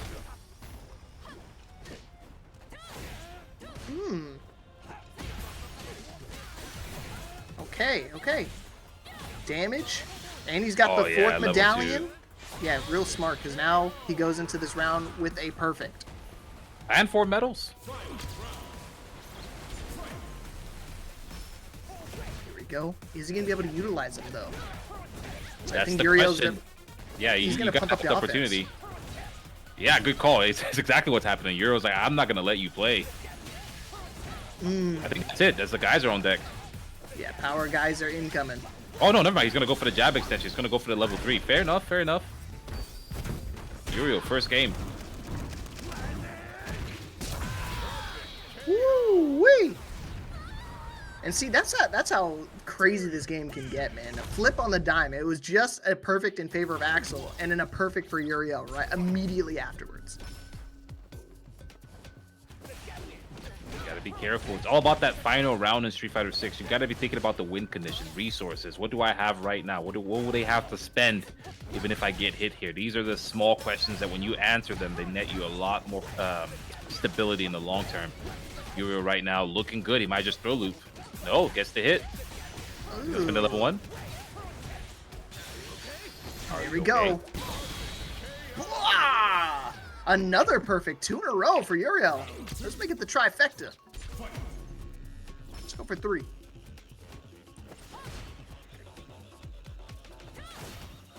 Haven't seen a God match in a little bit. All right, well, not gonna see one now either. There it is. Oh, huge, big conversion there for the crouching medium kick. Just holding the corner, the spacing trap on the stand medium punch again. I mean, that was barely a spacing trap. Yeah, burn knuckle from Daniel point blank. Ooh, do it again. Yeah, The delay to remember. again. Get out of the sky. Yo, where did all the health go? The delayed overhead again. Uriel is farming this. Woo! Made you flinch. That was twice, back to back. Normally, like Jackson by himself. What's going on? He was hyping it up, bro. He's got to announce the match first. Don't go on stage yet. Let them call out your name. I'm the human spider. Sorry, that's lame. Okay, finally standing up. Not going to get caught by a third one. Yeah, I mean, that one was a media overhead. That's the setup, you know, right? But those delayed overheads, I don't know. I'm not convinced. I don't know if Uriel's convinced either. Just going in even harder than before.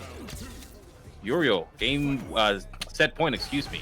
Dude, yeah, it was so fast, dude. I mean, a very dominating perfect from Axel, but he triggered something in Uriel.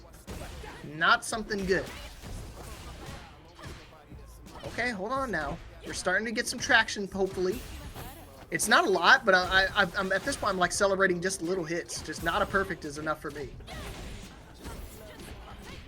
Oh, meaty crouching medium punch. That arm was already gone, and Axel gonna spend a level 2 once again.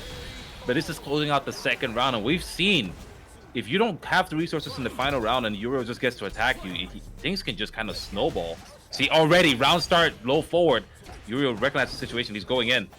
Holy mackerel, the aggression. He held it the whole time, got slapped, and just said, nah, I'm going to keep doing it. Delay. I told you, my. he's not convinced. And the uncheck for good measure. Uriel Valerio. Woo. Oh my gosh. Dude, are you kidding me? Every single time I feel like Axel's starting to get some momentum, starting to get some traction in their shoes. Swept up. Holy. The traction was, if it was in their shoes, as you say, maybe that's true, but it definitely wasn't anywhere else. They were slipping and sliding all over the floor, and Yuri was just pushing him to that corner, and they couldn't do anything about it. The one time they got something going, Euro said, I'm just going to hold up. This is after the crack shoot. Euro said, I'm going to hold up. Got jabbed. Usually grapplers can depend on you letting go of up if you get jabbed, right? Like, okay, you got hit, you're probably going to start blocking. Euro just committed to holding up. And then, again, the uncheck overhead into the uncheck DI. Kind of disrespectful, just a little bit. Yeah, especially the fact that he did it so many times, bro. That was that was egregious.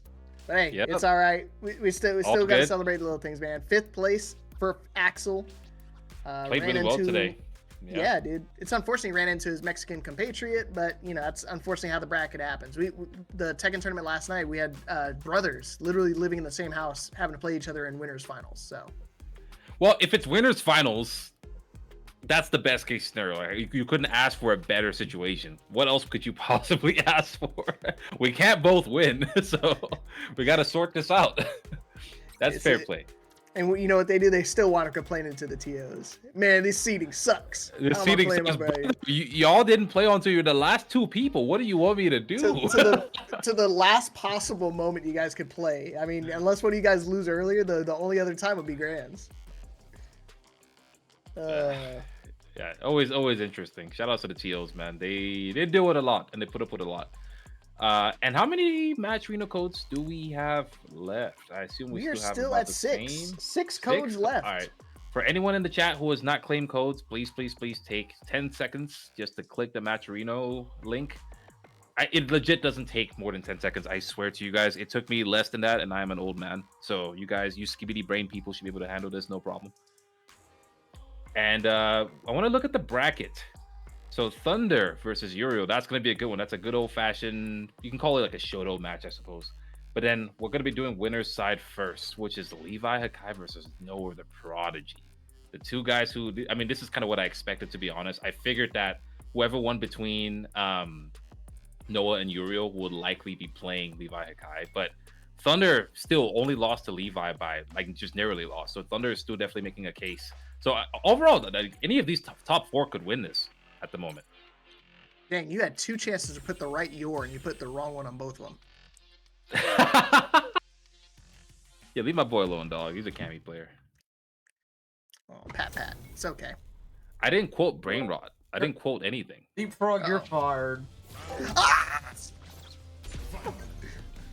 Right when winners finals start, I lost my job. I'm on my own. Sorry, guys. He doesn't feed us anyway. Shout out to the Mascherino code claim. Appreciate you guys. All right, Noah starting off hot again. Still rocking the Bison. Kind of interesting. I thought Luke would be the pick here, but no. All business.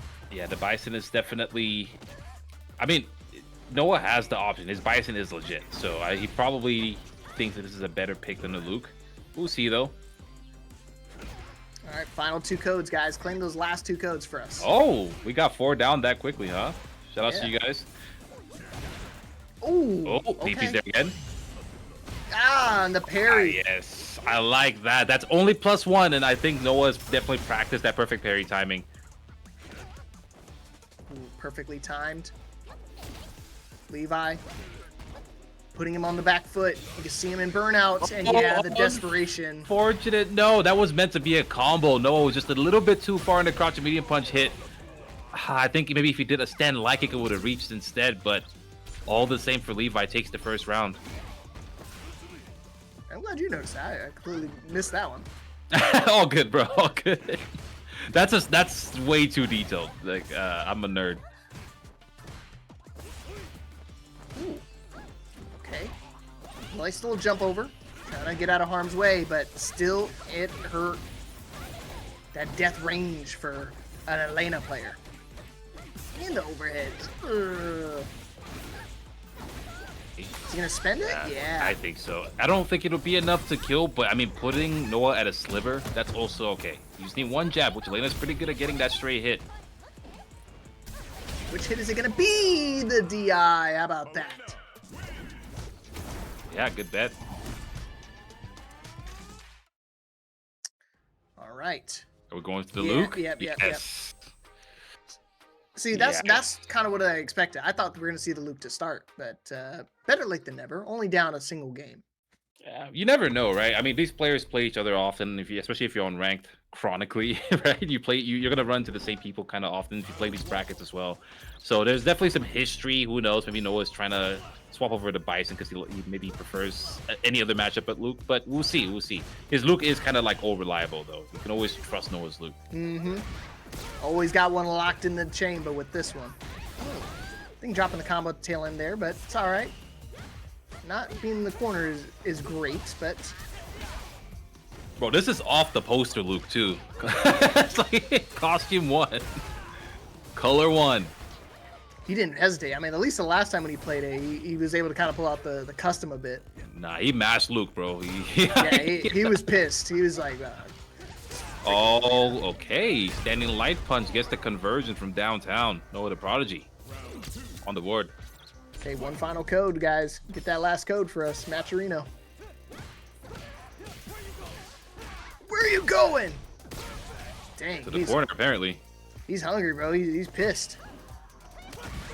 Yeah, this is just basically Noah's... Yeah, he's using that heavy knuckle, and he's reacting and punishing with it. Are you dead? I think you're dead. Yo, level 2. Yeah, level 2. Maybe not even need it. Oh, yeah, he definitely needs it, but... Oh, no, he definitely did not need it, but... Yeah, I mean, it is safer to go down that path, right? You talked about it earlier, Street Fighter 6. You don't want to chance anything. Like, you said, make them watch the animation. That's their problem. I'm not risking it. Yeah. I'd rather just use my resources and go next round. Or, I mean, even the game. Making sure that's, it's secured. Yeah, Always you're a tuck your smart babies person. in at night.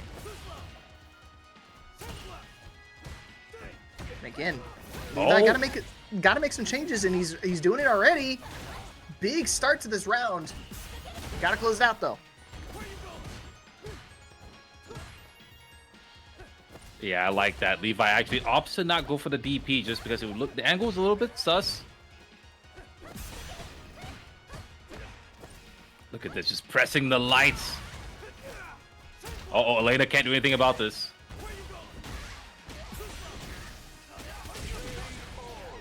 Yes, sir.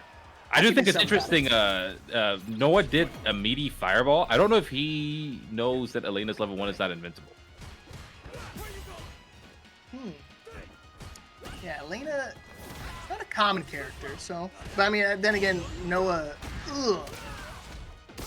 Noah definitely plays often. I'd be surprised if he doesn't know. Maybe he's doing something that I can't think about. But either way, this is just Noah, right? He's running a script. He's not thinking too much about it. Solving puzzles as they come. Huge bait. Ooh. I think he might spend.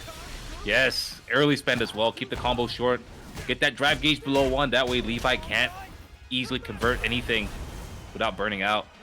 Yeah, you want to talk about puzzle solving? This is when you get all the corners all figured out. He's going to do a DP after? Yes. Buy some more time. Yeah, he's dangerously close to burning out. So, thankfully gave himself some breathing room.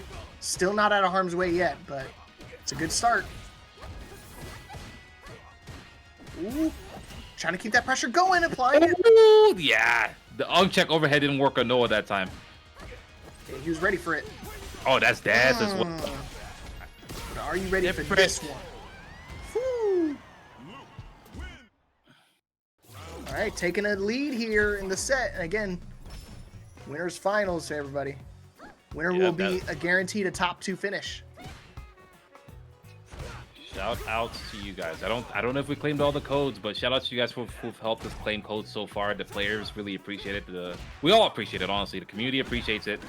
You guys are carrying this tournament. 100%. Can't happen without the players. Can't happen without you guys. Ooh. And you know what? Noah's saying most of the time my damage can't come without my drive gauge. Okay, Levi, can you close this out though? Oh, just a little too far. No! Snipes out the DI as he jumps away from it. What perfect awareness. You see what I was talking about, right? Like the fact that he recognizes the situation enough to recognize that the DI is going to come right there and always going to punish you to not be standing there. Ooh. Little backswing. Making the throw whiff. Parries again, but you can only parry for so long before you get gripped up. And there you go. That is all 50 codes. Thank you, everybody, for claiming them codes. Hey, shout out to you guys. Supporting the FGC, supporting your local online. Overhead hits. Uh-oh. And again, this is set point. He's got to do some magic.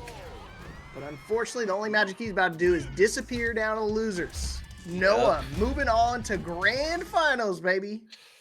That Luke is looking strong, looking pretty good. And, you know, that's one of those. Levi had so much restraint, showed so much restraint throughout the whole set, not really taking the throws. So much discipline across the board. But the one thing that typically happens to disciplined players, especially for throw teching, is when they're about to die, that's usually when they throw tech. And that's so consistent across the board that I think Noah was almost 100% sure that tech was coming. So it'd be like that. But yeah, that Luke looking really strong. Noah looking like he's set up potentially to win this whole thing. Easily can. And with being on that grand finals, you definitely get that extra life too. So maybe we might see the full commitment onto the Bison this time around, considering he'll have that extra set to play with if he needs it. But it all depends, I think, depending on his opponent too. Because I mean, who's it going to be? Are we going to see that potential run back with Levi, or are one of these players going to, dismount Levi's rematch? We'll see. I mean, any of these players have all of these players have a good shot of winning the tournament. I still think so. I think Levi, even though it was 3-1 and it was 3-0 straight against the Luke at least, definitely looked even in most of the situations. I think Noah was just able to clutch it out. So Levi can still make the comeback, but Yura was looking pretty good with Noah as well. So we'll see. We'll see how this goes. Honestly, this is I think all four players can take this. Let's see. Yeah, right. It's a guaranteed DP. If you commit to that Terry combo and you drive rush, no way out of that. Woo. Yeah, it's interesting. I know you get to see a lot more Terry because I mean, there's a little bit of Terry played down at Texas Showdown. I think it was played in the grand finals, I think, as well, right? Yep. That was Dude Sickle played some Terry, as well as Sevens played Terry in top 16. Yeah, I remember seeing that quite a bit. I was there front and stage for the crowd, man. I was like, man, I want to hear what Doc is saying. Doc and TJ, right? Yeah. That was fun. That was sick, dude. It sucks.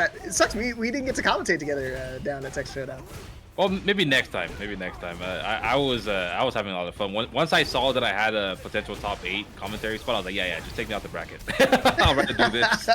I'm not trying to check drivers today, bro. But here, okay, the wake up jab from Thunder. Ooh. Okay. What the? Was that supposed to be a read or is that a misinput? No, brother, he meant that. That was a full stroll downtown. Down to Southtown. That's just what we do around here in Southtown. We just run up in EXDP, bro. That was a call out. Joe didn't, well, rather, Frozone didn't fall for it. But yeah, Euro definitely had nothing but ill intent with that one. Ugh. Get your ass over here. Okay. We're going to see that delay again. Uriel's found a lot of success that last match. He did it. But yeah, the buttons immediately from Joe Zone. Joe Zone. G.I. Joe. The DP is going to be there. Yes, it is. No, okay. Both players just choosing to do nothing. And there's I was just going to say, there's only one thing you can do. Though it is usually a guaranteed DP, the drive impact will completely nullify the DP as you switch to the other side to punish your opponent for a good old-fashioned That's the worst, bro. You not only you take the bits of damage, then you have to land and still get full comboed. Yep. And for what it's worth, if your opponent does that on you, that is like a sign that they trust your ability as a player, right? Like, okay, I know that you are so good that you're not gonna miss this opportunity. Otherwise, I'm just, you know, throwing my life away, basically. So it's a pretty hard read. Read successful. Punish counter for Yoriel again. But honestly, they kind of had like a spark in them, dude. They hit a light switch because now they've been playing very aggressive, very high, heavy offense, and it's been finding a lot of success. I mean, they won the match 3-0 last one, and now they're looking poised to be up 2-0. I mean, you were lost to Noah, but even that was pretty close, so we'll see how it goes, like I keep saying, because I'm not completely... Oh, okay, see the commitment this time into the DI without the drive rush. Oh! Interesting. Swapping sides. Joe Zone getting some momentum back on the side. Huge. It's more than enough to kill. Okay. Might need to pump the brakes a little bit here. You're getting a little greedy with them throws. That's twice now, again, whiff punished. Trying to see if it was a fluke. Did he actually mean that? See the respect he's gotten now from the DI he threw last time, and now Joe is no longer willing to do the DP.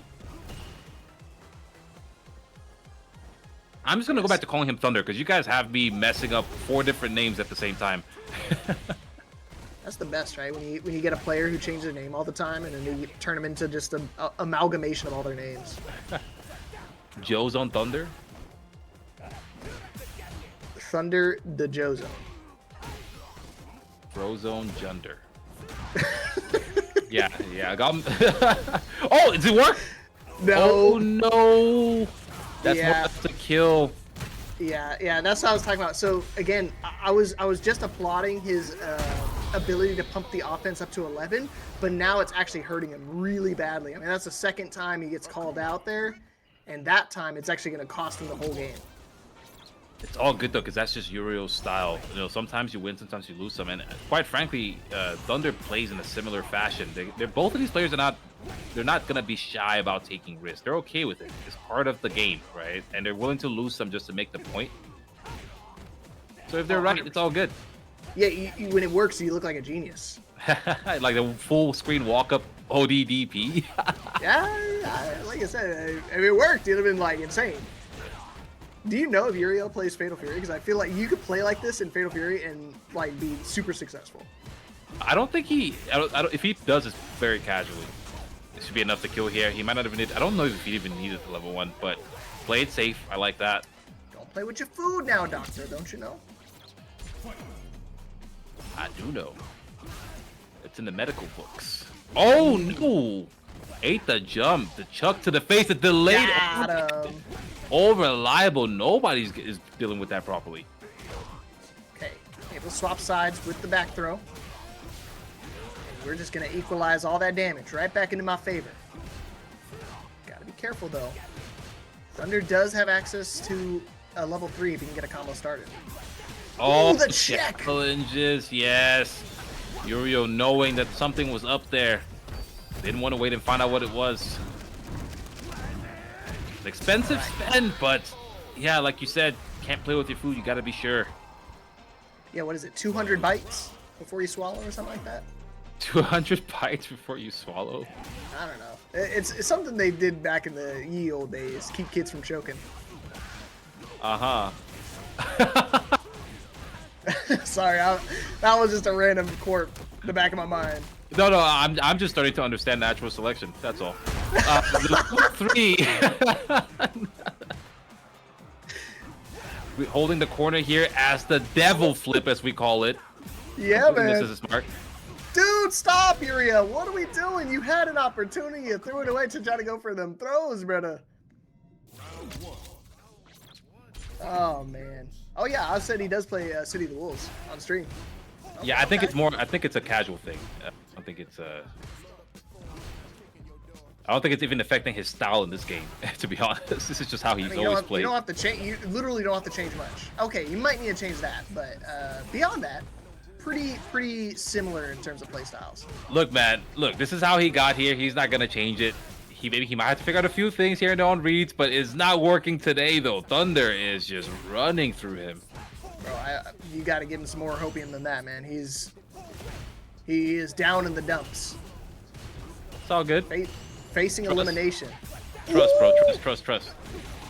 Hold on. I need to see one more. Hold on. That could have been lucky. Oh, he lands in time. Thunder. Set point now. Narrowly getting there first, and now Uriel. I mean, he's deficit on the resources as well. Thunder is looking really comfortable. Okay, hold on now. Comfort gets too predictable though. Oh, drive rush jab.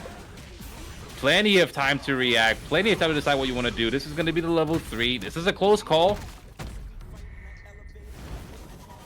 Dead. Not quite. You're going to learn to stop doubting me, man. Bro, I've been wrong. I haven't been wrong once. Oh, and the forced burnout. I mean, this is basically guaranteed here. I don't know how Thunder could lose this in this situation, to be honest. Again, a nice light crouching jab to be able to close the round out, close out the set. Moving on to losers finals. Good try, Uriel. Unfortunately, your run will have to end here at 4th place. No GGs. Leaves the room. Let's go. That's the energy I want to see, baby. Respect. Run it back next week. Run it back tomorrow, TNS. I'll see you again soon. Good stuff, though. Good stuff to Thunder. I think the highlight moment for me was still that long stroll from the left side of the screen all the way into an ODDP. And Thunder is just like, yeah, I'm not going to do anything. All right, sure. Go right ahead. I'm not afraid. All right. But now, can he keep that momentum alive here? He's got to go against Levi Hakai. Yeah, and Levi is the person who put Thunder into losers, and that was 3-2. So, I mean, we've already seen a bit of a revenge arc on at least one other player here who was able to get the revenge in Axel against Musa. So, who knows? Maybe Thunder will be able to get the revenge on Levi. Thunder is playing pretty well right now. Yeah, honestly, with the way he's playing, his timing, I think, is really starting to help him out a little bit. I mean, being able to challenge some of those approaches, it was a little bit easier considering Uriel was like just, level 11 offense all the way through and through. But, against Hakai, once he gets the lead, it's kind of a very similar playstyle. So he could definitely kind of upset the, the fate, so to speak. True. And right now, I don't know, despite all of that, Noah is just looking like the guy to win, because just the way Levi lost to Noah after he switched to Luke, though some of those games were close. I mean, if Noah maintains the same type of energy, it does look like he has a better chance with those extra games to work with. But I wonder if Thunder would fare better, just because Akuma is kind of the character that has so many options to maneuver around Bison, so many options to make Bison worry about anti-airing, as well as the fact that Luke's fireball game isn't necessarily as strong as the other Shotos, and Akuma can really play that game. I don't know if I've ever seen them play. I would like to see how that plays out, but we'll find out. I mean, it's all in Levi's hands here to stop that, and for Thunder to try and make it happen. So let's go. Losers finals. All right, let's do this. We got Elena versus Akuma. Bet you didn't have that in your bingo card, baby. We got a low tier top 3. Yes, sir. Let's go. Let's get it girly popping. Trying to dash in, and he's already picking up where he left off, right back in the driver's seat. Slowing down, not afraid. I don't care if you beat me before, that's still in the past. The present is now. Yeah, and Thunder already hot from that previous set, so doesn't really need to pick it back up at all, just kind of continuing. The hands are hot, and Levi now has to match this energy, because I think Thunder is just looking to go right through this one. All right, Heretic. Well, you better go buy a scratcher, my friend.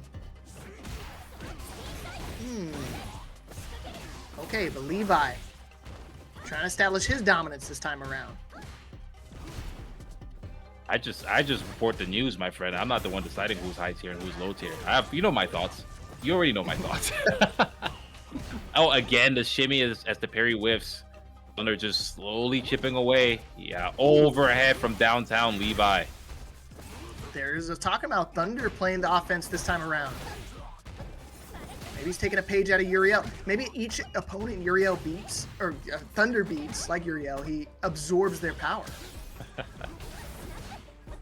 And just run up EXDP and I'll know for sure you've absorbed his energy. Let's see it. It's round start. Go crazy. Yeah, this forward heavy punch finds its mark. Doesn't leave it to anything. Again, letting the whiff happen. Till this day, Elena players are getting away with that, huh? Yeah. How often do you play against Elena's, man? Never. Kind of a rare breed. Literally never. Yeah, I'll say a rare breed. Which is bizarre to me. I feel like, you know, Aki is one of those characters that should be a little bit more rarer than Elena.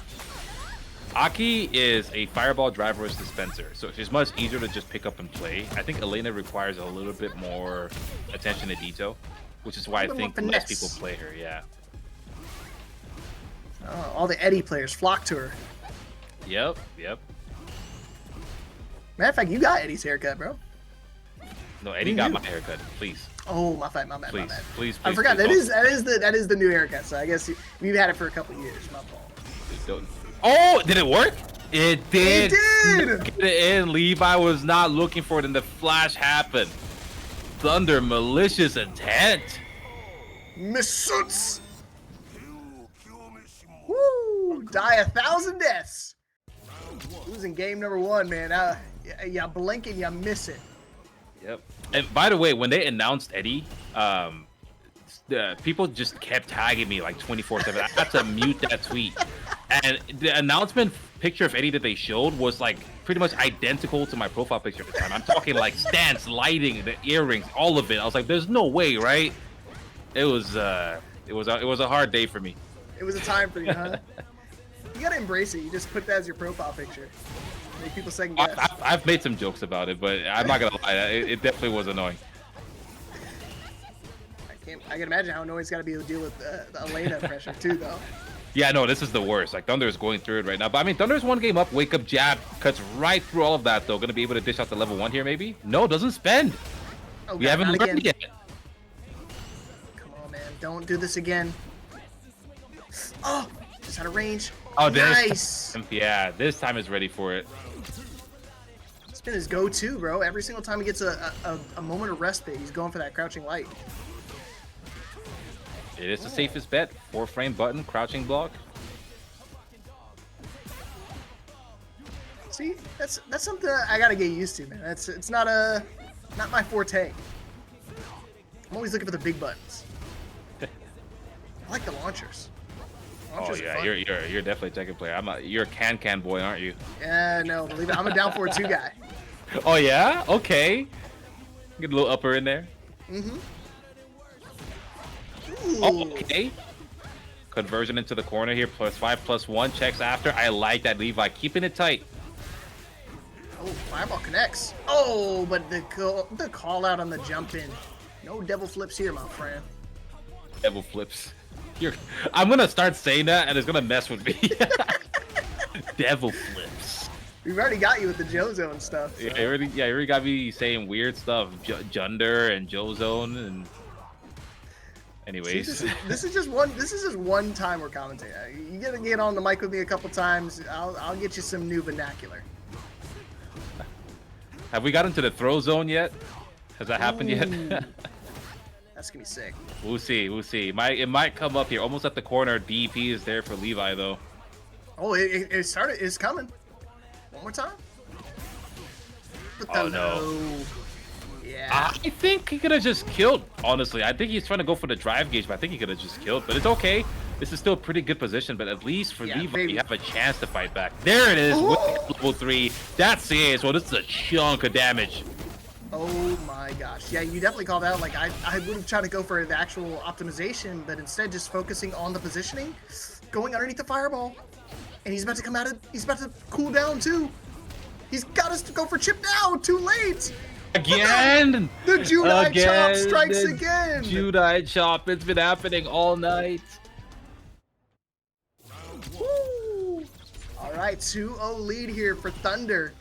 Yeah, like I said, he's absorbed his Uriel strategy of just playing it very aggressive, almost costing him that game, but luckily able to batten down the hatches.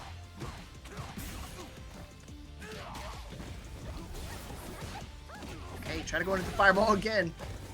Levi on the deficit, man. 0-2. Still sticking out with the Elena. It's all business here. Yep.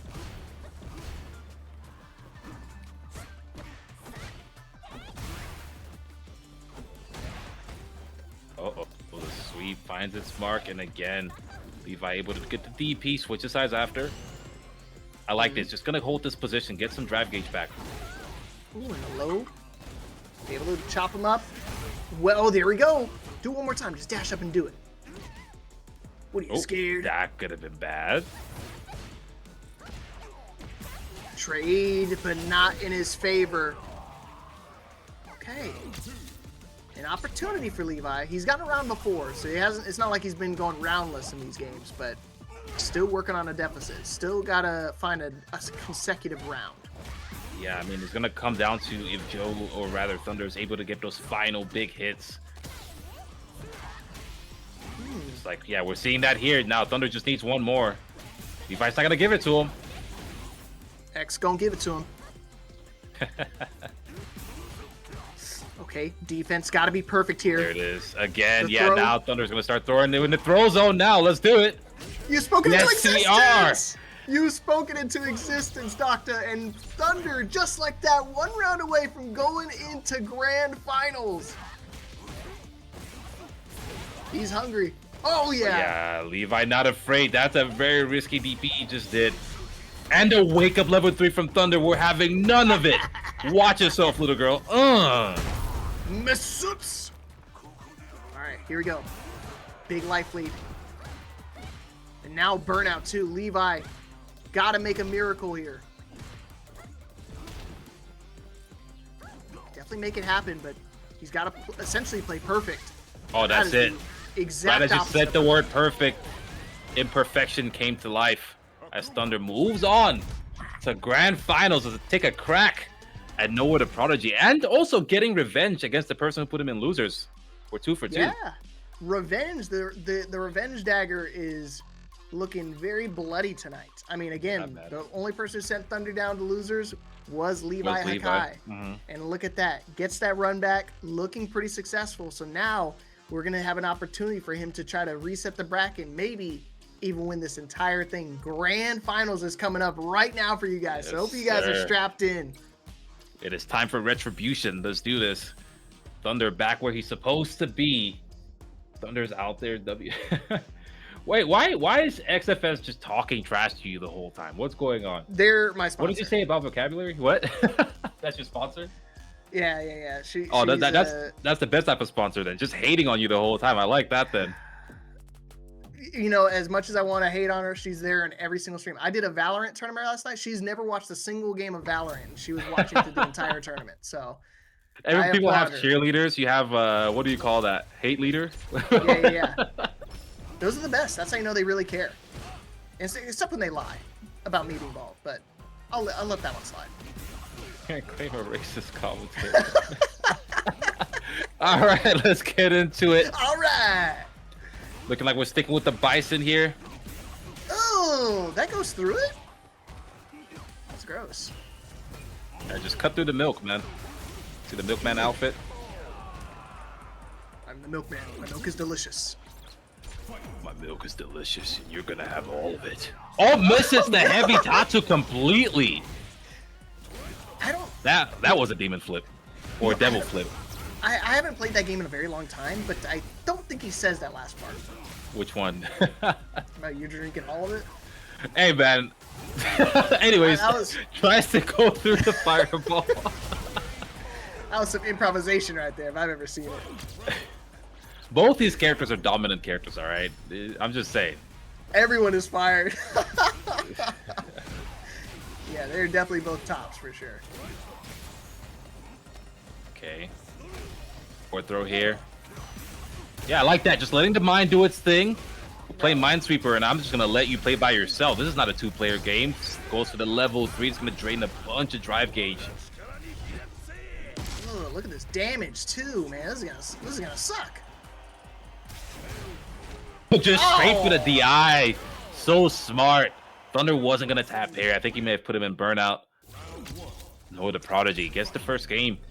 One game closer into winning this bracket. And like I Taking said, it all home. I figured he was gonna start off the Bison because I think he's definitely gonna use this as his training ground, right? Because we already know his Luke is pretty strong, but he wants to get this secondary even stronger. Yep. Or tertiary, I should say.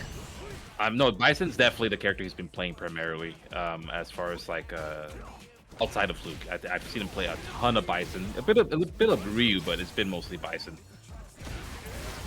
Oh, here we go. That's more than enough. That's something I want to ask you. So, like, if you set the minefield, if you do a DP, do you still get hit out of your DP with that mine? No. So if the mine's on you, if you literally just kick Bison's toenail, then it goes away. Oh, okay. So it resets it. Okay. Yeah. So it's on. That's why you see the Bison players, or like you saw Noah, that just kind of shell up, right? He can't risk getting hit. Oh, Boog. Yeah, I know. That was the joke I was making. I'm glad you definitely whipped on that one. It's an alright Luke, you know. Yeah, it's whatever. It's meh, right? That's what you gotta say when you really want to be salty. Carried. Oh, huge bait! Just dashes out of there, whiffs the crouching. Like, unnecessary combo, by the way. Like, he could have just walked up or dashed up and done that crouch heavy punch, but he had to whiff the jab, do the manual delay rather, and then do the crouch heavy punch, which could completely miss. Right? This is definitely a practice tournament for his Bison. You can see it. Yeah, just optimizing things that you don't have to do. That was crazy. Yeah, to see him to go for the fully optimized combo, just really setting the tone. I mean, he's already up 2-0. Thunder, gotta be hilarious. What? It wasn't even the optimal combo. That was just an optimal route in a completely unrelated situation. I think he's legit just practicing pathways. Bro, he's just practicing pathways. That's gotta feel terrible. It's like, bro's using me as a punching bag. Okay, but Thunder starting to wake up a little bit. Still no DI or retaliation, but it's alright. Still gets the round. Hey, Thunder now has the opportunity to get on the board. Ooh, okay. Picking up where we left off to the corner. How does he fight his way out? He's got to just hold that minefield too. Throw tech at the perfect time. Oh no, Thunder wasn't able to track where he was on the jump. And now able to escape the corner. Noah, though, a chance to fight back. These drive rushes have been so good for Noah so far. Thunder's not checking any of them. Hey, right back to it. Center stage. How do you try to close this out? Whoa! Again. Oh, no! Good eye chop finds its mark. Is that enough to kill? He's able to get it. Light DP to level 3. That looks close, man. What is it? If he needs it. He needs it now. Not enough. Oh, God. Okay, Thunder, you got this. Trying to use the lights. Yes! No! Prodigy! Aware of the situation, able to react into the level 3? What are we on today? Are you kidding me? From the brink of defeat, bro always knows a way to come in clutch. Brother, Tournament I told point. you. The thing he doesn't get credit for is his awareness. It is his awareness tied in with his reactions. That is a deadly combination.